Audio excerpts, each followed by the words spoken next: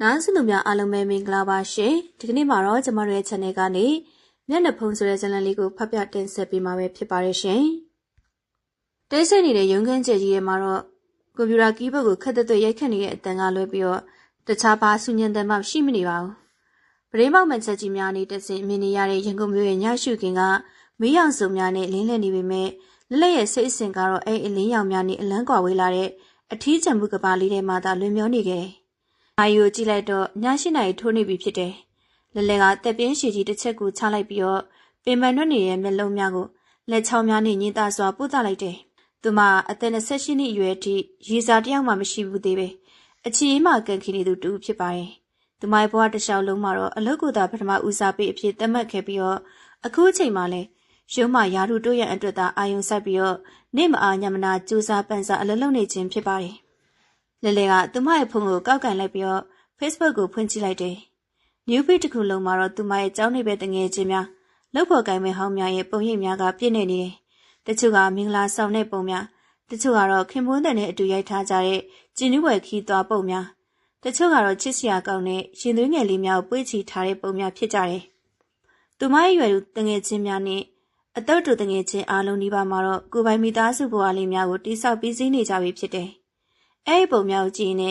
လဲရင်ဘတ်ထဲမှာတော့ဟာလာဟင်းလင်းဖြစ်သွားတယ်လို့ခံစားလိုက်ရပါတယ်။သူမအဲ့ဒီချိန်ကအလွန်စိတ်ပြည့်အားငယ်နေခဲ့ပြီးတော့မိသားစုနဲ့အတူပျော်ရွှင်နေကြတဲ့သူမရဲ့တငယ်ချင်းများကိုကြည့်ပြီးတော့မနာလိုညူစုစိတ်များပင်ဖြစ်ပေါ်ခံစားနေရတယ်။သူတို့ဘဝမှာတော့သူတို့ကိုပျော်ရွှင်အောင်လုပ်ပေးနိုင်မဲ့လက်တွဲပေါ်များရှိနေကြတာကြောင့်သူတို့အားလုံးကပျော်ရွှင်နေကြခြင်းဖြစ်တယ်လို့လဲတွေးမိတယ်။ဟေ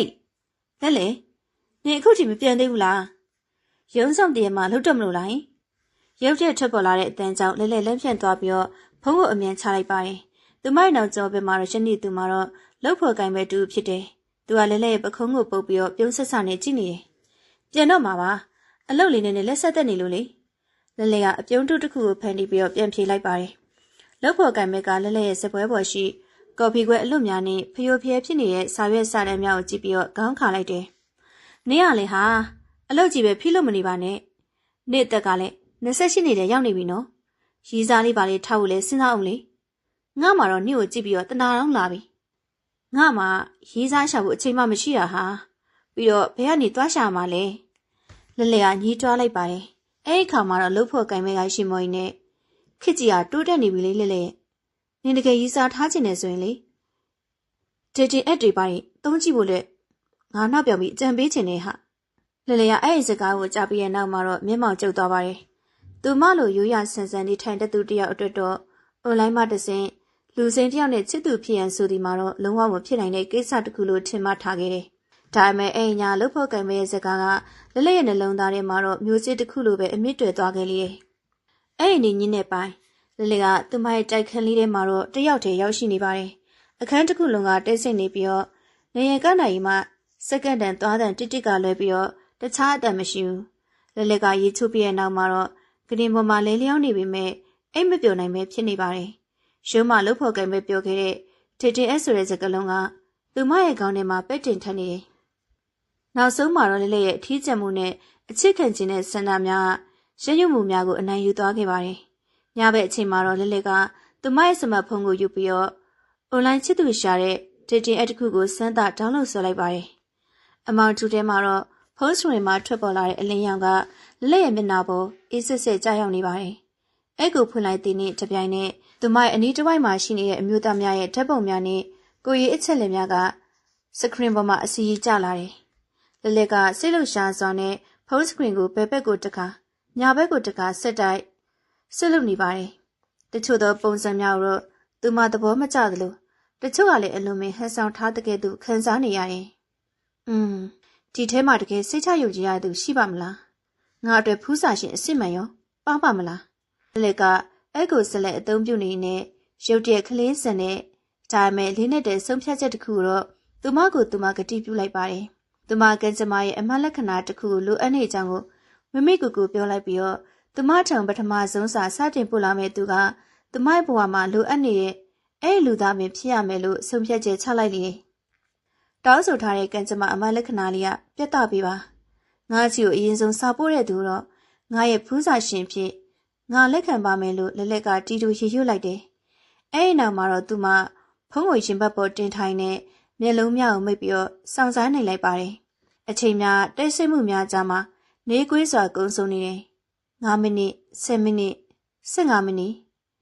်ရုတ်တရက်ဖုံးကနေထွက်ပေါ်လာတဲ့မိတ်ဆိတ်တန်ကြောင့်လက်ရဲ့နှလုံးခုန်သွင်းများကရက်တက်မတာဖြစ်သွားပါရဲ့။နိုင်ဝက်ပင်မကြာလိုက်တဲ့အချိန်အတွင်းမှာတော့သူမထံပထမဆုံးမက်ဆေ့တစ်စောင်ဝင်ရောက်လာခဲ့တယ်။လက်တယောက်တုံနေတဲ့လက်ချောင်းများနဲ့ဖုန်းစကရင်ကိုအမြန်ဖွင့်ကြည့်လိုက်တော့တယ်။စကရင်ပေါ်မှာတော့ပေါ်လာတဲ့နေမီလေးကစီယာဖြစ်တယ်။သူ့ရဲ့ပရိုဖိုင်ဓာတ်ပုံကိုကြည့်လိုက်ချိန်မှာတော့လက်အသက်ရှူသက်များပြီးရက်တက်သွားတဲ့ကဲ့သို့ခံစားလိုက်ရပါတယ်။ဓာတ်ပုံထဲမှာစီယာကအလွန်တရာရုပ်ရည်ချုံမောပြီးတော့ကြည်ခန့်ညာတဲ့အပြုံးတစ်ခုကိုပိုင်ဆိုင်ထားတယ်။သူ့ရဲ့မျက်ဝန်းများကတော့နည်းနည်းပြီးတော့ဆွဲဆောင်မှုအပြည့်ရှိနေပါတယ်။ဟယ်လိုကျွန်တော်နာမည်ကစီယာပါ။ခင်ဗျားရဲ့ပရိုဖိုင်ကိုတွေ့လိုက်ရလို့စကားပြောချင်သွားတာပါ။အနောက်ရှစ်များဖြစ်သွားမလားခင်ဗျာ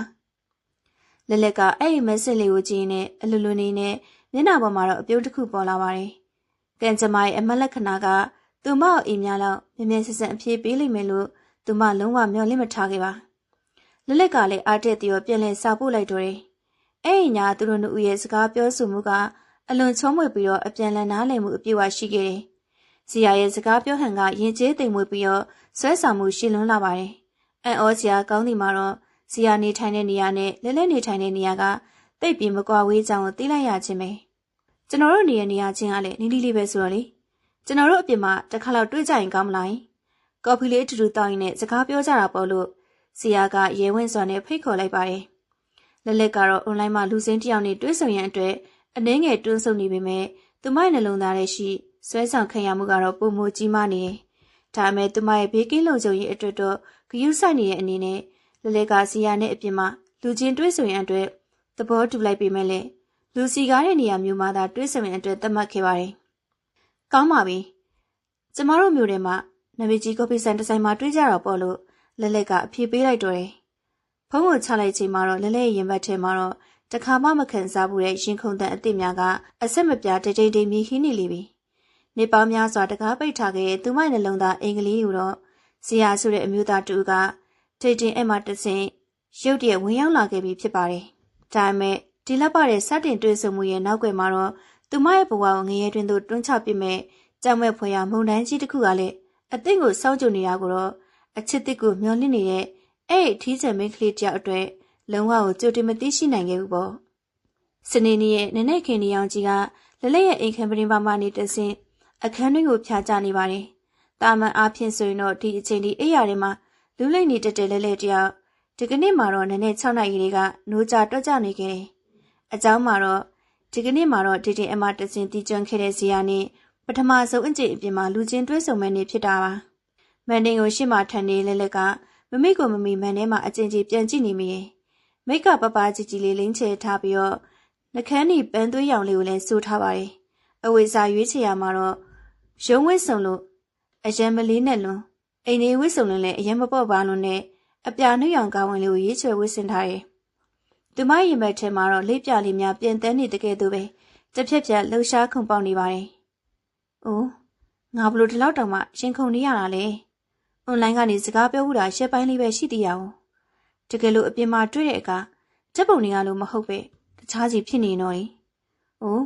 ဒါမှမဟုတ်သူကငါ့ကိုသဘောမကျရင်ရောအတွေ့များရှုပ်ထွေးနေပေမဲ့လက်ကမမိကိုမမိယုံကြည်မှုရှိရန်အတွက်အားတင်းလိုက်ပြီးတော့လက်ကအေလီကိုဆွဲပြီးတော့အိမ်ကနေထွက်လာခဲ့တယ်။သူတို့ချင်းဆိုထားတဲ့နေရာမှာတော့ရန်ကုန်မြို့လယ်ကောင်းရှိလူစီကားပြီးတော့အစစ်မြင့်တဲ့နာမည်ကြီးကော်ဖီဆိုင်တစ်ဆိုင်ဖြစ်ပါတယ်။ဆိုင်အတွင်းကိုဝင်လိုက်တာနဲ့လက်ဆက်တဲ့ကော်ဖီစစ်လော်နဲ့ဗနီလာမုတ်ဖုတ်နဲ့များကတင်ပြက်စွာစီးကျူနေတယ်။ဆိုင်အတွင်းရှိမိပြပြမီးရောင်နဲ့ညစ်ညောင်တဲ့တရောတေးသားလေးကတော့ပတ်ဝန်းကျင်ကိုရိုမန်တစ်ဆက်ဆန်တဲ့အငွေ့သက်များပေးဆွဲနေတယ်။လက်တယောက်ဆိုင်အတွင်းကိုမျက်လုံးဝေးကြည့်လိုက်ပါတယ်။အဲဒီအချိန်မှာတော့ဆိုင်ရဲ့တောက်ကြမမ်ဘရင်ပေါက်နာမှာရှိတဲ့စပွဲဝိုင်းတစ်ခုမှအမျိုးသားတူက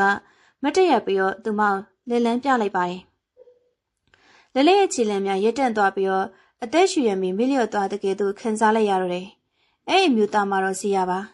ဓာတ်ပုံတွေမှာမြင်တွေ့ခဲ့ရသည့်တဲ့အစံပေါင်းများစွာပို၍ပင်ဆွဲဆောင်မှုရှိလွန်လာတယ်။တီကြီးခန့်ညာတဲ့မျက်နှာပေါက်စူးရှောက်ပေမဲ့နူးညံ့မှုအပြည့်အဝပါဝင်နေတဲ့မျက်ဝန်းများ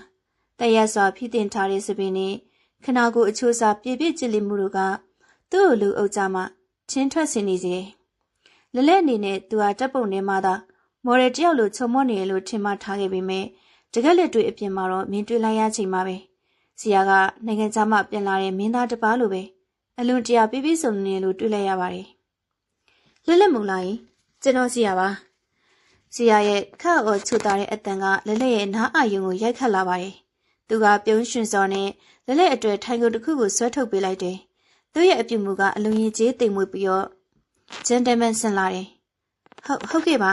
လက်လက်ပါရှင်ရောက်နေတာကြာပြီလားယင်မကြာသေးပါဘူ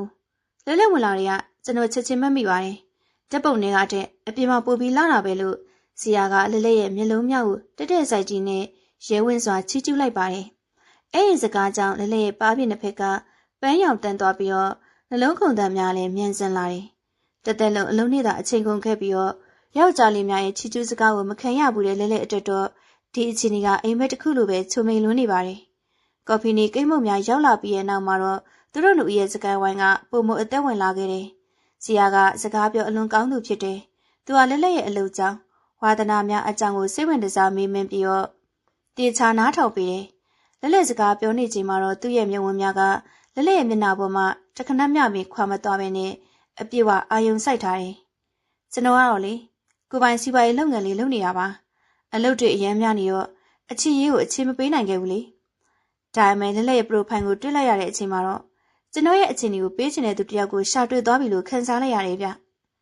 ဆရာကသူ့ရဲ့ကော်ဖီခွက်ကိုညင်သာစွာမွေးနဲ့လေးနဲ့တက်လေးတန်းနဲ့ပြောလိုက်ပါတယ်သူကအရန်ကိုပြည့်စုံလို့နေတယ်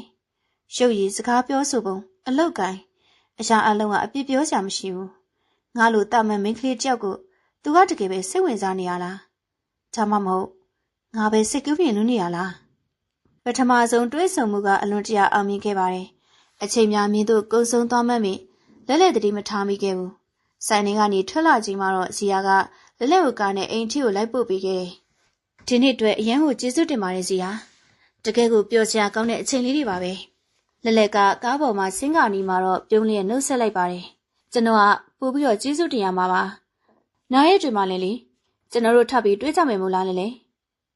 ဲဇီယာကမျောလင်းချက်အပြစ်ပါတဲ့မျက်ဝန်းများနဲ့မေးလိုက်ပါတယ်လက်လက်ကခေါင်းကိုညှိသားစွာညှိပြလိုက်တယ်ဟုတ်ကဲ့တွေးကြတာပေါ့လို့အဖြေပေးလိုက်တော့တယ်အဲ့ဒီနေ့မှစလို့လက်လက်နဲ့ဇီယာတို့ကအကြိမ်ပေါင်းများစွာအပြင်မှာတွေးဆုံခဲ့ကြပြီးတော့တူးနဲ့တူးကပုံမရင်းနှီးကျုံးဝင်လာခဲ့ကြတယ်ညနေခင်းရုံစင်းချိန်များမှာတော့ဇီယာကလက်ရဲ့ရုံရှိကိုကားနဲ့အမြဲတမ်းလာကြိုးလေးရှိတယ်သူတို့လူဦးကရန်ကုန်မြို့ရဲ့နာမည်ကြီးစားတောက်ဆိုင်များမှာတော့ညစာအတူတူစားကြတယ်ရုပ်ရှင်အတူတူကြည့်ကြတယ်ပန်းချံများမှာလမ်းလျှောက်ရင်းနဲ့အနာကအကြောင်းများကိုလည်းဆွေးနွေးကြပါတယ်ဇီယာကတော့လက်လက်အပေါ်အလွန်တရာကျင်နာရွရပြီးတော့လက်လက်ရဲ့လူအပ်ချက်မှန်သမျှကိုလည်းကြိုတင်သိမြင်ပြီးတော့ဖြည့်ဆည်းပေးတတ်သူဖြစ်ပါတယ်ဒီနေ့မှာတော့လက်လက်ကရုံးမအလုံးများပြီးတော့စိတ်ပစ္စည်းနေချိန်မှာတော့ဇီယာကသူမအကြိုက်ဆုံးပန်းစီကြီးတစ်စီးနဲ့အတူရုံးကိုအံ့အားသင့်ဖွယ်ရာရောက်လာခဲ့ပါတယ်အလုပ်တွေအရင်ပြင်ပန်းနေပြီလားဒါလေးကတော့လက်လက်ရဲ့ပြင်ပန်းမှုတွေကိုပြေပြောက်စီဖို့ပါလို့ဇီယာကပန်းစီကိုကဲပေးနေပြောလိုက်ပါတယ်ရုံးမလှုပ်ဖို့ကင်ပင်များအလုံးကလက်လက်ကိုမနာလို့အားကြတဲ့မျက်လုံးများနဲ့ဝိုင်းပြီးတော့ကြည့်နေကြတယ်တစ်ချိန်ကရုံးဆောင်တည်းရဲ့မလို့နောက်ပြောက်ခံခဲ့ရတဲ့လက်လက်ကအခုအခါမှာတော့ရုပ်ရည်ချုံမပြီးတော့ချမ်းသာပြည့်စုံလာတဲ့ချစ်သူတို့ရဲ့အချစ်ခံရတဲ့ကန်ထူးရှင်မိန်းကလေးတူအဖြစ်ကိုပြောင်းလဲသွားခဲ့ပြီဖြစ်တယ်လက်လက်ရဲ့နှလုံးသားတစ်ခုလုံးကတော့ဇီယာရဲ့ကျင်နာမှုဂရုစိုက်မှုများအောက်မှာအပြည့်တိုင်အေးပြောကျသွားခဲ့လိမ့်ပြီသူ့ရဲ့ပြည့်ပြည့်စုံမှုများကလက်လက်ရဲ့အထီးကျန်ခဲ့တဲ့အတိတ်ကာလများလုံးဝမေ့ပြောက်သွားစေခဲ့ပါတယ်။အိုးငါတကယ်ပဲကင်ကောင်းလို့နေတဲတင်အက်ကနေဒီလိုအိမ်မက်ထေကမင်းသားမျိုးနဲ့တွေ့ရလိမ့်မယ်လို့တခါမှမတွေးဘူးခဲ့ဘူး။သူကငါရဲ့အရာတိုင်းကိုနားလည်ပြီးရင်သူနဲ့အတူရှိနေတဲ့အချိန်တိုင်းကငါအတွက်တော့အလုံးစုံစုံနဲ့အနှွေးထွေးဆုံးပဲ။ငါသူ့ကိုအရင်ချစ်မိနေပြီ။အချိန်ကာလများကနေမြန်စွာကုန်ဆုံးသွားခဲ့ပါတယ်။လက်လက်နဲ့ဇီယာတို့ရဲ့ဆက်ဆက်ရေးကလည်းတာမန်ရီးစားဘဝမှာကြုံလွန်ပြီးတော့ဒူးတို့မခွဲနိုင်မခွာရဲလောက်အောင်ပဲနေရှမ်းစွာချစ်ချောင်းဝင်သွားခဲ့ကြလိမ့်ပြီ။ဇီယာကလက်လက်ရဲ့ဘဝအတွက်မရှိမဖြစ်လိုအပ်တဲ့လေလိုင်းတစ်ခုလိုဖြစ်လာခဲ့ပြီးတော့လက်လက်ရဲ့အနာကရည်မှန်းချက်အလုံးမှာတော့ဇီယာကအထီးကဇက်လိုက်အဖြစ်နေရာယူလာခဲ့ပါတယ်။ဒါပေမဲ့အဲ့လိုအလုံးမျိုးပြည့်ပြည့်စုံလုံးနဲ့အပြစ်ပြောစရာတကွဲမျှမရှိအောင်ကောင်းမွန်လွန်းတဲ့အရာများကတကယ်လက်တွေ့ဘဝမှာတော့အမှန်တကယ်တည်ရှိနိုင်ပါသလား။လှပါတဲ့ပန်းတီးရဲ့အတွင်းပိုင်းမှာတော့ကြောင်မဲ့ဖွယ်ရပိုးကောင်ကြီးတကောင်ခုအောင်နေနေဆိုတဲ့တဘာဝတရားရဲ့အသတိပေးချက်ကိုတော့ အချစ်နဲ့မျက်ွယ်ပြုခံထားရတဲ့လက်တယောက်လုံးဝသတိမထားမိခဲ့ပါဘူး။ဇီယာရဲ့ချုံမိန်နဲ့အပြိုးများနောက်ွယ်မှာတော့ပုံးကွယ်နေတဲ့ကြောင်မဲ့ဖွယ်ရအရေးမဲကြီးကလက်လက်ရဲ့ဘဝကိုအပြီးတိုင်ဝါမျိုးပြင်းရန်အတွက်တိတ်တဆိတ်အသင့်ပြင်းနေပြီဖြစ်ကြောင်းကိုတော့အဲ့ဒီအချိန်ကဘသူကမှကြိုတင်ခံမဲနိုင်ခဲ့ခြင်းမရှိခဲ့ပါဘူး။ရန်ကုန်မြို့ရဲ့ညချမ်းအချိန်ကျန်ကားပွဲအစင်းဟိုတယ်ကြီးတစ်ခုရဲ့အမြင့်ဆုံးအထက်မှာရှိတဲ့ခေါမိုးတဲ့စားတောင်းဆိုင်တစ်ခုမှာတော့တာယာညင်ညောင်းတဲ့တရောတီးသွားလေးကလေထုထဲမှာလွင့်ပြတ်နေပါတယ်။စပွဲပေါ်ရှိဖျောင်းနိုင်မီအောင်မမေးလေးအောက်မှာတော့လဲလဲနေစီရတို့နှစ်ဦးသားကမျက်နှချင်းဆိုင်ထိုင်နေကြတယ်။လေအေးလေးကလဲလဲရဲ့စနွယ်များကိုလာရောက်ကြည့်စဲသွားတိုင်းမှာတော့ဇီယာရဲ့မျက်ဝန်းများကလဲလဲရဲ့မျက်နှာပေါ်မှာတခဏမျှပင်ခွဲခွာမသွားခဲ့ဘူး။ဒီကနေ့ညမှာတော့ဇီယာကအနက်ရောက်အနောက်တိုင်ဝစ်စုံကိုတက်ရစွာဝစ်ဆင်ထားပြီးတော့လဲလဲကတော့သူလက်ဆောင်ပေးထားတဲ့ပူသားခေါင်းအနီရောင်လေးနဲ့ကြော်ရှင်းလှပနေပါတယ်။သူတို့နှစ်ဦးတွေ့ဆုံခဲ့သည်မှာတော့လာပိုင်းမျှသာရှိသေးပေမဲ့လဲလဲရဲ့ရင်ဘတ်ထဲမှာတော့ဇီယာကသူမဘဝရဲ့ခွဲခွာမရတဲ့အစိပ်ပိုင်းတစ်ခုအဖြစ်ကိုအခိုင်အမာနေရာယူထားပြီဖြစ်တယ်။ဒီနေ့ညအစားခဲ့ရတဲ့အစားတောက်တရားလေးအရန်ကိုကောင်းတာပဲနော်။လက်ကိုလေအဲ့လိုလာပါတဲ့နေရာလေးခွန်လာပေးလို့ကျေးဇူးတင်ပါတယ်။လက်လက်ကဝိုင်းခွဲလေးကိုကိုင်းနဲ့ပြုံးလေးပြောလိုက်ပါတယ်။ဇီယာကသူ့ရဲ့ဝိုင်းခွဲကိုစပွဲပေါ်ကိုချလိုက်ပြီးတော့လဲလဲရဲ့လက်ဖွားလေးနှစ်ဖက်စလုံးကိုတော့သူ့ရဲ့လက်ဖွားကျဲကြီးများနဲ့လမ်းပြီးတော့အုပ်ကန်လိုက်တယ်။သူ့ရဲ့လက်များကနှွေးထွေးပြီးတော့လုံခြုံမှုအပြည့်အဝရှိနေပါတယ်။လဲလေကျွန်တော်တို့တည်ကျွမ်းခဲ့တာအချိန်အပြည့်သိမကြသေးဘူးဆိုတာကျွန်တော်သိပါတယ်။ဒါမဲ့လေကျွန်တော်ရဲ့နှလုံးသားကတော့လက်လက်ကိုနေပေါင်းများစွာတွေကရှာဖွေနေခဲ့တယ်လို့ပဲခံစားရတာ။ဇီယာရဲ့အတန်ကခက်အော်နေအလွန်တရာလေးနဲ့ပါတယ်။လက်ရင်ခုန်တံများစတင်မြန်ဆန်လာပြီးတော့သူပါဆက်ပြောရမည်ကိုရင်တထိတ်ထိတ်နဲ့စောင့်ကြည့်နေမိရဲ့။ဇီယာကသူ့ရဲ့အင်ဂျီအိတ်ကတ်ထဲမှာဂတိပါဘူးအနီရောင်လေးတစ်ပူကိုဖင်းချင်းစွာထုတ်ယူလိုက်တယ်။အဲ့ဒီနောက်မှာတော့လဲလဲရဲ့ရှိမှဘူးလေးကိုဖွင့်လိုက်ချိန်မှာတော့ဖျောင်းနိုင်မီးရောက်အောင်မှတလဲလဲတောက်ပါနေတဲ့စိတ်လက်စုလေးတကွင်းကအထင်သာပေါ်ထွက်လာလေ။ဇီယာလက်လက်ကအံ့ဩနုနာကြောင့်ပါဇက်ကိုလက်ဝါးနဲ့အုပ်လိုက်မိပြီးတော့မျက်ဝန်းများမှာတော့မျက်ရည်များဝဲတက်လာတော့တယ်။လက်လက်ကျွန်တော်ရဲ့ဘဝလေးတွေ့ဖို့ဖြစ်လေကျွန်တော်တစ်သက်လုံးချစ်သွားမဲ့ဇနီးတဲ့အဖြစ်လက်ခံပေးနိုင်မလားယင်။ဇီယာကလက်လက်ရဲ့မျက်လုံးများကိုတက်တက်စိုက်ကြည့်ပြီးတော့ရဲဝင့်စွာလက်ထက်ခွင့်တောင်းခဲ့တယ်။လက်လက်ရဲ့ကောင်းထဲမှာတော့အတွင်းများပြောင်းဆန်နေပါတယ်။အိုးငါတို့တွေ့တာ3လောက်တောင်မပြည့်သေးဘူးလေ။ဒါကအရန်ကိုမြန်လုံးမနေဘူးလားယင်။ဒါမဲ့သူ့လောက်ငါ့ကိုနားလည်ပေးနိုင်တဲ့သူ့လောက်ငါ့ကိုဂရုစိုက်ကျင်နာပေးတဲ့သူကဒီလောကကြီးမှာရှိပါအောင်မလား။ငါရဲ့အထီးကျန်နေတဲ့ဘဝကြီးထဲမှာသူကအလင်းရောင်တစ်ခုလိုဝင်လာခဲ့တာပဲ။အိုးငါသူ့ကိုအရင်ချစ်မိနေပြီ။လက်ကအချစ်ကိုအလွန်မင်းငါမို့နေခဲ့သူတူဖြစ်ပြီးတော့ဇေယျအပေါ်မှာလည်းအသေးလဲချစ်မိနေခဲ့ပြီဖြစ်တာကြောင့်သူ့ရဲ့ကမ်းလှမ်းချက်ကိုတော့ချက်ချင်းပဲလက်ခံသဘောတူလိုက်ပါတယ်။ဟုတ်ကဲ့လက်သဘောတူပါတယ်ဇေယျ။လက်ကဝမ်းတာမျက်ရည်များကြားမှခေါင်းညိတ်ပြီးတော့ဖြေချလိုက်ပါတယ်။ဇေယျရဲ့မျက်နှာပေါ်မှာတော့အလွန်ကျဉ်းပျော်ရွှင်တဲ့အပြုံးတစ်ခုပေါ်လာပြီးတော့လက်ရဲ့ဘဲလက်တကြော်လေးပေါ်မှာတော့အဲ့ဒီတမိုးကြီးမှလာတဲ့စိတ်လက်စွပ်လေးကိုညင်သားစွာဆုပ်ပေးလိုက်ပါတယ်။အဲ့ဒီညမှာတော့ကြေရောင်စုံနဲ့ကောင်းကင်ရံအောက်မှာတော့လက်ကကဘာပေါ်မှာကန်အကောင်းဆုံးမိန်းကလေးတူအဖြစ်မိကိုမမီမက်ယူခဲ့မိတယ်။လက်ထက်ခွင့်တောင်းပြီးနောက်ပိုင်းအရာအလုံးကတော့မျက်စိတမိတ်အတွင်းမှာပဲလင်းပြဲစွာဖြစ်ပျက်သွားခဲ့ပါတယ်။ဇီယာကမင်္ဂလာပွဲအတွက်အရာအလုံးကိုအလောတကြီးနဲ့စီစဉ်ခဲ့တယ်။ရိပ်ရစာရွေးခြင်းဟိုတယ်ဘုတ်ကင်လုပ်ခြင်းမင်္ဂလာဝတ်ဆောင်စီစဉ်ခြင်းအလုံးကိုတော့ဇီယာကသူ့ရဲ့ကိုယ်ပိုင်ငွေကြေးများနဲ့အကောင်းဆုံးနဲ့အမြန်ဆုံးဖြစ်အောင်ဖန်တီးပေးခဲ့တယ်။လက်ရဲ့တငယ်ချင်းတချို့ကတော့အေးမြမန်ဆန်လို့နဲ့မင်္ဂလာပွဲပေါ်မှာတော့အနှဲငယ်တန်တရားဝင်ပြီးတော့တတိပေးခဲ့ကြသေးတယ်။ဟဲ့လက်နေသေးချစဉ်းစားနော်။အွန်လိုင်းကနေတည်တာလာပိုင်းလောက်ပဲရှိသေးတယ်။သူ့နောက်ကျောင်းတွေကိုတေချာစုံစမ်းပြီလား။ယောက်ျားတစ်ယောက်ကိုဒါလောက်အချိန်တူတူလေးအတွင်းမှာယုံကြည်ဖို့ဆိုတာလေ။လက်ရဲ့လှုပ်ဖို့ကံမဲ့တငယ်ချင်းစီလင်းကတော့စိုးရိမ်တကြီးနဲ့တတိပေးစကားပြောလာပါတယ်။ဒါပေမဲ့အချစ်နဲ့မျက်ွယ်ပြုခံထားရတဲ့လက်ကတော့အဲ့ဒီစကားမျိုးလုံးဝဂရုမစိုက်ခဲ့မိဘူး။နင်တို့ကငါ့ကိုအပြိုကြီးဖားသည်ဖြစ်နေလို့စိတ်ပူနေကြမလားအခုငါ့ကိုတကယ်ချစ်တဲ့သူငါ့ကိုတန်မိုးထားတဲ့သူနဲ့တွေ့နေပြီလေဇီယာဘလောက်ပြီးပြည့်စုံလဲဆိုတာနင်တို့လည်းအမြင်ပဲအချင်းဆိုတာအထက်ကမဟုတ်ပါဘူးဟာလူမှန်မို့ပဲလိုတာပါလို့လက်ကသူမရဲ့ဆုံးဖြတ်ချက်ကိုခိုင်မာစွာကာဝယ်ပြောဆိုခဲ့တယ်မင်္ဂလာပွဲဖိတ်စာများကမ်းချိန်မှာတော့ဇီယာကထူးဆန်းတဲ့တောင်းဆိုမှုတစ်ခုကိုပြုလုပ်ခဲ့တယ်လက်ကျွန်တော်တို့မင်္ဂလာပွဲကိုလေလူအရင်မများစီချွန်ကွယ်လက်တကယ်ခင်တဲ့တငယ်ချင်းအရင်လောက်ပဲဖိတ်ပါကျွန်တော်ဘက်ကလည်းဆွေမျိုးသိမ့်မရှိတော့လေအလောက်ကလူတချို့လောက်ပဲဖိတ်မယ်ကျွန်တော်ကလူရှုပ်တာသိမ့်မကြိုက်လို့ပါ ဇီယာကအကြောင်းပြချက်ပေးခဲ့ပါတယ်။လက်လက်ကဇီယာရဲ့ဆန္ဒကိုလိုက်ရောပြီးတော့ရုံးမလုပ်ဖို့ကိုင်းမဲ့အနေငယ်နဲ့တငယ်ချင်းအရင်ချတချို့သာဖိတ်ကြားခဲ့တယ်။အမှန်တကယ်တော့ဒါဇီယာရဲ့သူမအပေါ်မှာချုပ်ချယ်မှုလူမှုပတ်ဝန်းကျင်နဲ့အဆက်အသွယ်ဖြတ်တောက်မှုများရဲ့ပထမဆုံးသောအစပြုပဲခြေလန်းတစ်ခုဖြစ်ကြောင်းတော့လက်လက်လုံးဝရေးမိခဲ့ခြင်းမရှိသေးဘူး။မင်္ဂလာပွဲကျင်းပတဲ့နေ့ခဏထင်ဝါလာတဲ့ဟိုတယ်ကြီးရဲ့မင်္ဂလာခမ်းမဆောင်အတွင်မှာတော့ပန်းပြပြလေးများနဲ့အလားဆင်ထပြီးတော့ငိမ်ညောင်းတဲ့စန္ဒရာတီသွားကပြန့်လွင့်နေပါတယ်။လက်လက်ကစာပြူမင်္ဂလာဝတ်ဆောင်ရှိကြီးကိုဝတ်ဆင်ထားပြီးတော့သူမရဲ့မျက်နှာပေါ်မှာတော့အပြုံးရှင်ဆုံးသောသူတို့သမီးတို့ရဲ့အပြုံးများကဝေစားနေတယ်။မင်္ဂလာလျှောက်လံပေါ်မှာတော့ဖြင်းချင်းစွာလျှောက်လန်းလာတဲ့လက်လက်ကိုတော့စင်မြင့်ထက်မှာစောင့်ကြည့်နေတဲ့ဇီယာရဲ့မျက်ဝန်းများကအလွန်တရာဆူးရှာနေတယ်။သူ့ရဲ့အကြည့်များထဲမှာတော့လက်လက်ကိုအပြည့်အဝပိုင်ဆိုင်ရတော့မယ်ဆိုတဲ့အောင်မွဲခံတဲ့အရေးအယောင်များပိုင်စိုးပိုင်နေနိုင်လို့နဲ့အငွေ့အသက်များပါဝင်နေပေမဲ့အပြင်ဘက်မှာတော့အလွန်ချစ်တတ်တဲ့သူတို့သားတို့ရဲ့အပြုံးနဲ့ဖုံးကွယ်ထားခဲ့တယ်။မင်းအရင်လာတာပဲလေ။ဇီယာကလက်လက်ရဲ့လက်ကလေးကိုစုပ်ကိုင်းနဲ့တီးတိုးပြောလိုက်တယ်။ဖုံးတော်ကြီးရှိမှမှာတော့ဂတိသစ္စာပြုကြချိန်မှာတော့ဥစ္စာပစ္စည်းစင်းရဲသည်ဖြစ်စေချမ်းသာသည်ဖြစ်စေကျမ်းမာသည်ဖြစ်စေမကျမ်းမာသည်ဖြစ်စေတင်မီကမခွဲမခွာတက်တက်လုံးချစ်ခင်ပေါင်းတင်သွားပါမယ်လို့အဲ့ဂတိစကားများကိုတော့လက်လက်ကနှလုံးသားထဲမှာလက်လက်ဆိုခဲ့တယ်။ဒါပေမဲ့တင်မီကမခွဲမခွာခြင်းဆိုတဲ့စကားစုရဲ့အထိပ္ပယ်ကတော့သူမရဲ့အနာဂတ်အတွက်မြင်မြကြောက်မဲ့ဖွယ်ကောင်းတဲ့နမိတ်လက္ခဏာတစ်ခုဖြစ်လာမှာကိုတော့သူမမသိခဲ့ပါဘူး။လက်ထပ်ပေးစာအချိန်များမှာတော့ဇီယာကလက်လက်ပေါ်မှာအလွန်တရာဂရုစိုက်ကျင်နာခဲ့တယ်။သူကအိမ်မှုကိစ္စများကိုကူညီလုပ်ကင်ပေးခြင်းလက်လက်ကြိုက်တတ်တဲ့အစားအသောက်များကိုကိုယ်တိုင်ချက်ပြုတ်ကျွေးခြင်းတန်မိုးကြီးလက်ဆောင်များဝယ်ပေးခြင်းတို့နဲ့လက်လက်ကိုတကက်မင်းသမီးလေးတစ်ပါးလိုပဲဆက်ဆံပေးခဲ့တာကြောင့်လက်လက်တယောက်အလွန်တရာပျော်ရွှင်ကြည်နူးခဲ့ရပါတယ်။ငါ့ဘဝမှာဒီလောက်ထိပျော်ရွှင်ရလိမ့်မယ်လို့တခါမှမထင်ခဲ့ဘူး။အရင်ကအလုပ်တွေကြီးပဲဖိလုပ်ပြီးတော့အထီးကျန်ခဲ့ရတဲ့အချိန်တို့ဇီယာကအချစ်တင်နဲ့စားထိုးပေးလိုက်ပြီ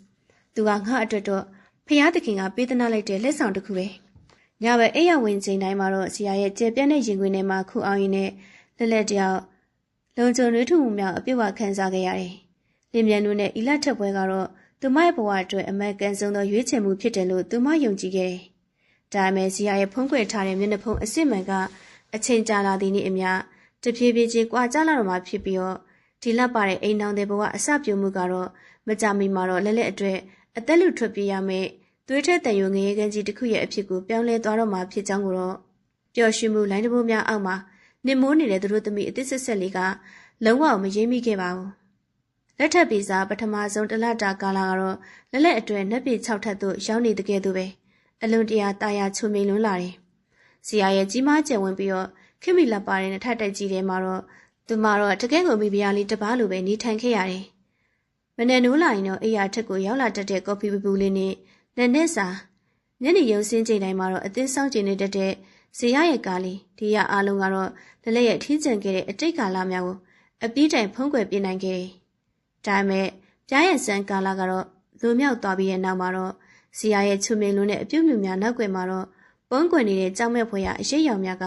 တဖြည်းဖြည်းချင်းအလေးရောင်အောက်ကိုထွက်ပေါ်လာတော့တယ်။အဲဒီຢာလေးများကတော့တင်းငယ်တဲ့အစပြုံးမှုလေးများအနေနဲ့စင်လက်ရဲ့ဘဝကိုဖြင်းချင်းစွာစတင်ရစ်ပတ်လာခဲ့တယ်။ပထမဆုံးစတင်လာတဲ့ပြောင်းလဲမှုကတော့သူမရဲ့အလုပ်နဲ့ပတ်သက်တဲ့ကိစ္စပါ။တညနေမှာတော့လက်လက်ကရုံးမပြန်ရောက်လာပြီးတော့စူပါမမပင်ပန်းနှုံးနဲ့စွာနဲ့ထိုင်ချလိုက်တယ်။ရုံးမှာတော့စီးရင်စီဝင်နေတာကြောင့်တနေ့ကုန်အလုပ်များပြီးတော့ခေါင်းကိုက်နေခြင်းပါ။အဲဒီအချိန်မှာတော့ဇီယာကရေခဲရည်တစ်ခွဲယူလာပေးပြီးတော့လက်လက်ရည်ပြီးမှဝင်ထိုင်လိုက်ပါတယ်။သူကလက်လက်ရဲ့ပခုံးမြောက်ညင်သားစွာနေနေပေးနဲ့စကားတခုကိုလည်းအလွန်ချိုသားတဲ့လေးသက်နဲ့စတင်ပြောဆိုလာတယ်။လေ